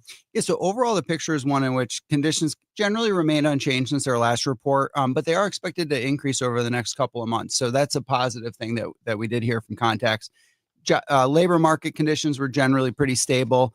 And then reports on consumer spending were mixed. So we saw some positive signs in there, as well as some weakness. And then, as you mentioned, there are some areas that are slow, but there's a lot of planning going on. So when we're talking to our business contacts with respect to ag, a lot of it has to do with getting financing set up for the spring planting season, and even the housing market. A lot of businesses are still busy as they start to get plans set for, once things thaw out, which sounds like it's going to be happening sooner, at least in this part of the world. So, Yeah, almost 80 tomorrow. Yeah. So when we talk about consumer spending, I guess we have to back up a step and look at prices. What's the price picture currently? Yeah, so overall prices continue to increase at a moderate rate. Contacts are reporting that they're observing higher costs and that they do need to pass some of those on to customers. A lot of these higher costs are coming in the form of utilities, is one that we hear a lot about, as well as insurance. So, if you think about a business, they may have been slowing their wage growth down, but with insurance costs going up, their non-labor costs are or their labor costs are still moving up higher. And so that's leading to some price pressures. And businesses are trying to figure out, if they increase their prices, are they going to lose customers, or is there some tolerance for those price increases? So those pressures are still there in many areas. But at the same time, not necessarily to the same degree that we saw a couple months ago. There is some easing in the outlook for many of our business contacts. So when it comes to consumer spending, what are we seeing there? I've seen some reports, for example, where, people at the high end were still spending on, some of those luxury items, but, some people, lower wage earners, not so much. Yeah, that's definitely something that we continue to hear about from our contacts. For example, he talked to an auto dealer in the St. Louis area, and he mentioned to us that, on high-end products, high-end vehicles are still selling, adding bells and whistles, and they can't keep them in stock. For those lower price point vehicles, they're trying to keep those prices as low as possible on the manufacturing side by kind of removing additional features that people don't want to pay extra money for. So they're using that as a way to kind of move things forward. Again, in the auto space, financing conditions are relatively tight. So that's also leading to some challenges in people buying in that space. But yeah, greater share of budgets going to things that you have to pay for, like insurance or utilities, and that leaves less disposable income available and price sensitive customers across kind of, the middle to lower income spectrum of our income distribution. Let's turn to the housing. What kinds of things are we hearing about how the market will ramp up this year? Yeah, so there's a couple things that are showing up. So when we talk to people in the kind of the home renovation space, they're looking at healthy demand moving forward into the spring. So people are planning projects to make improvements to their houses. Again, that's kind of skewed to some higher income customers as well. So that part's picking up. When you talk to architects, again, they're kind of doing that early work to get into the building season, and there's some signs that the demand's pretty healthy there. So across the nation, generally saw a sentiment of home buying activity is expected to pick up, and construction activity is supposed to be, pick up a little bit after a really sluggish couple of years. What about the jobs picture right now? Yeah, the labor market the demand's relatively stable. We're not hearing a lot about like massive layoffs. There are some that are occurring in kind of very specific sectors, but generally speaking, firms are holding their employment levels stable. There's challenges in finding the right workers for certain positions. And then with labor costs kind of where they're at, firms are increasingly looking to automation as a way to kind of mitigate those costs and preserve profit margins. So businesses are kind of holding employment stable. If they are reducing it, it's primarily through attrition. That's kind of the big driver. And demand remains relatively cool. But we haven't really seen, massive population growth in the region or labor force growth. So the unemployment rate is still remaining relatively low. Any other high points in this latest beige book that caught your eye? The outlook was continuing to improve. This information was collected in mid to late February. So I think we have to keep that in context, given the developments over the last couple of weeks. But the outlook has been improving. So I think the last time I was here, I mentioned that we saw a notable uptick in the outlook. That continued into this report. Holiday sales were better than expected. Consumers made out, got through the end of the year in pretty good shape. And so the foundations for this year for growth are looking pretty good. You've got, financial conditions that are healthy. And then, when you talk to retailers, they're looking at a, pretty good tax return season. So that always leads to kind of a good boost in consumer spending as well. How do we compare to what's the national picture right now? Yeah, so I think it's important to realize that nobody is the national average. We're all a little bit different. So you have to take that bucket and you average it together. So there's parts of the country, particularly in the Southeast, where we're still seeing really strong growth. The broader Midwest is kind of at slightly below the national average trend in the longer term. And that's pretty consistent with what we saw in this report, which was, stronger reports were primarily coming out of the southeastern portion of the U.S. Chuck, thank you so much. Always nice to have you in. Happy to be here. That is Charles Gaskin. He is a senior economist with the Federal Reserve Bank of St. Louis. Coming up, this one is for parents and grandparents. If you have a kid, I guess we don't call them picky eaters anymore, but if you have a kid that's pretty selective and you want to try to get him to try new foods, we've got some advice for you coming up next. LifeLock, how can I help? The IRS said I filed my return, but I haven't. 1 in 4 tax-paying Americans has paid the price of identity fraud. What do I do? My refund, though. I'm freaking out. Don't worry, I can fix this. LifeLock fixes identity theft guaranteed and gets your money back with up to $3 million in coverage. I'm so relieved. No problem. I'll be with you every step of the way. 1 in 4 was a fraud-paying American. Not anymore. Save up to 40% your first year with promo code NEWS at LifeLock.com. Terms apply. There's no championship league for small business owners, but if there was, you'd be at the top of the standings. Because going pro with Lenovo Pro means you've got the winning formation, one-on-one advice, IT solutions, and customized hardware powered by Intel Core Ultra processors help you stay ahead of the competition. Business goes pro with Lenovo Pro. Sign up for free at lenovo.com/pro. Lenovo. Glover here for my friends at Cantor Injury Law. Cantor is local, and we're here doing the work every day. We're right here in St. Louis, and we're ready to fight for you. CantorInjuryLaw.com or call 314-628-9999. The choice of a lawyer is an important decision and should not be solely based on advertisements. Every spring brings promises, and every spring delivers surprises. This year, the Cardinals are writing a new story, and there will be plenty of surprises. Matt Pauley is in Jupiter with inside access to Camp Cardinals. Presented by St. Louis Composting. Composting, growing gardens and making memories. And Happy Roof. We always create happy endings. From breakout performances to roster revelations, get reports throughout the day on the voice of the Cardinals. KMOX. Welcome back to Total Information AM. I'm Megan Lynch. Are you struggling trying to get your kids to try a greater variety of foods? I met up with registered dietitian Michelle Wilson of Brands Nutrition, a frequent guest here on Total Information AM, and she's got some advice to help. The parents are in charge of the foods that they put in front of their kid, and the kid is in charge of what foods they eat and how much they eat. So having a wide variety of food options that they're providing for their kid to choose from, and then giving multiple exposures. Like if you gave it to them once and they're like, I hate this, you still need to give it to them like several more times before we really know whether or not they like it. Another thing is that kids are going to have a different palate than adults will. We naturally become less sensitive to bitter over time. That's why adults like coffee and kids don't. And it's also like why we like broccoli more. We have a less sensitivity to sulfur as we get older too. And so like that's going to be something that's more challenging for kids. And then we can also make foods fun. If you're having something that's prepped up, like if you cut it up and wash it and have like a dip or something available, then they're much more likely to try it. If they can play with it, if it's a finger food, if they've been exposed to it multiple times, then they're much more likely to try it. But if you just have a bowl full of apples and oranges, they're not going to eat it. Should you make a bargain with kids? Just try one bite. I think that it's good to give them the opportunity to just try one bite, but we definitely don't want it to be punitive. We don't want it to be like, if you don't eat this, then you don't get to play. Kids are going to have different times where they maybe want to eat a lot and times that they don't, times that they're more distracted or times that they're hungrier. So just make sure that there's nothing punitive involved where they're not like losing privileges because they're struggling with variety with food. Is it bad to hide beneficial foods in another food? For example, making muffins where you might put pumpkin in them or things like that?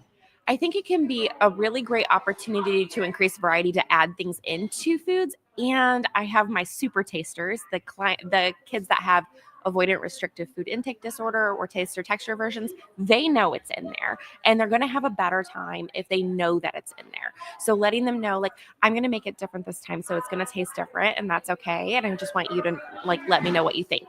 Or we're going to try this, but it's going to be mushed up, so we're going to try it in a different texture. So letting them know that that's going to happen can help make sure that they know that it's supposed to taste a little bit different, and that's okay, rather than thinking this tastes different and that's bad for some reason. So having those exposures can be really great whenever you have trying new fruits and smoothies, trying new vegetables in sauces or in bakery products can be a really great opportunity to try things with a different texture, but letting them know that so they don't reduce their trust with their parent.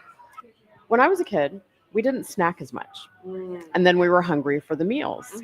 Is that valid? Is there something to that, like to keep your kids from snacking as much, to try to get them to eat those full meals? So kids are naturally intuitive eaters. So they naturally are going to get more hungry through the day if they're moving their bodies more than they're hungry more often.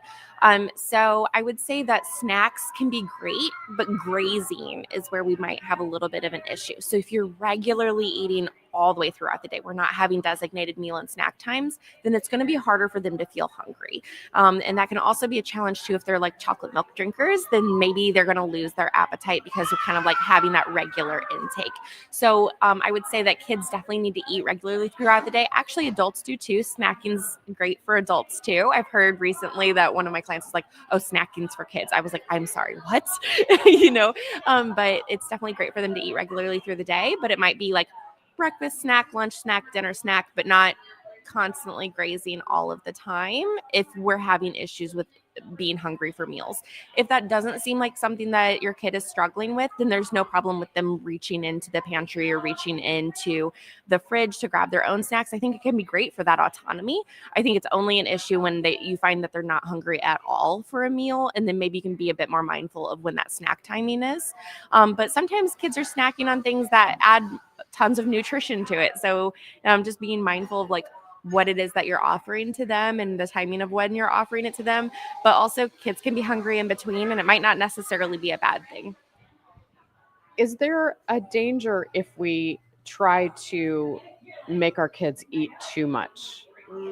For example, like I remember, and this is decades ago, but my grandma was always like, don't you want to be a member of the Clean Plate Club? Actually, no, Grandma, I'm full. Oh my gosh. I have a lot of people that are recovering from the Clean Your Plate Club.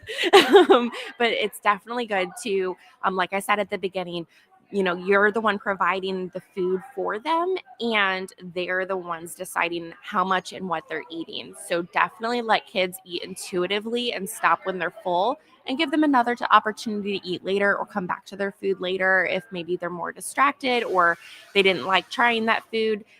Fed is best. We want to make sure that kids get adequate food, and they naturally know how much they want, and they might eat a lot one day and a little the next day, and that's okay. But definitely don't force a kid to eat more than they're hungry for. Can we overwhelm kids by putting too much on their plate, too much variety? I would say that the variety might not necessarily be a problem. It would be, if you have a wide variety of options for them to choose from, then they can pick from it. I think it would be more overwhelming if they felt like they had to eat all of it. So if you had several fruits and several veggies in front of them and they could choose whatever they wanted, then that could be totally fine. But if it's like you have to eat one of everything and there's like 10 things on there, then that could be overwhelming. Any other tips you'd give parents? I would say that if your kid is having an issue with picky eating, I think that it's really great to reach out to a dietitian, because some kids are actually struggling with something a little bit more intense than that. So if it's avoidant restrictive food intake disorder or ARFID, they have sensory processing disorders, you guys can definitely benefit from seeing a dietitian or seeing a feeding team, like where if they have a swallowing problem, or maybe if they have allergies, if they have any sort of reasons why they might have an aversion to food. We definitely notice if kids are having difficulty with their growth curve. So if kids aren't growing tall enough or they're not gaining weight throughout their childhood, we definitely want to make sure that they're getting adequate nutrition. So definitely reach out to help with a professional so you can get individual advice for your kid. That is Michelle Wilson of Brands Nutrition. And just a tease for you, she and I actually, before we sat down for this interview, we took about a half hour. We walked through a local grocery store to talk about some of the things that are on the shelves and how they fit into our eating plans. I learned a ton, so I will be sharing that with you in snippets next week here on Total Information AM. Time now for today's Spotlight on Health Trends, sponsored by Lynch. Some sugar substitutes are linked to faster cognitive decline.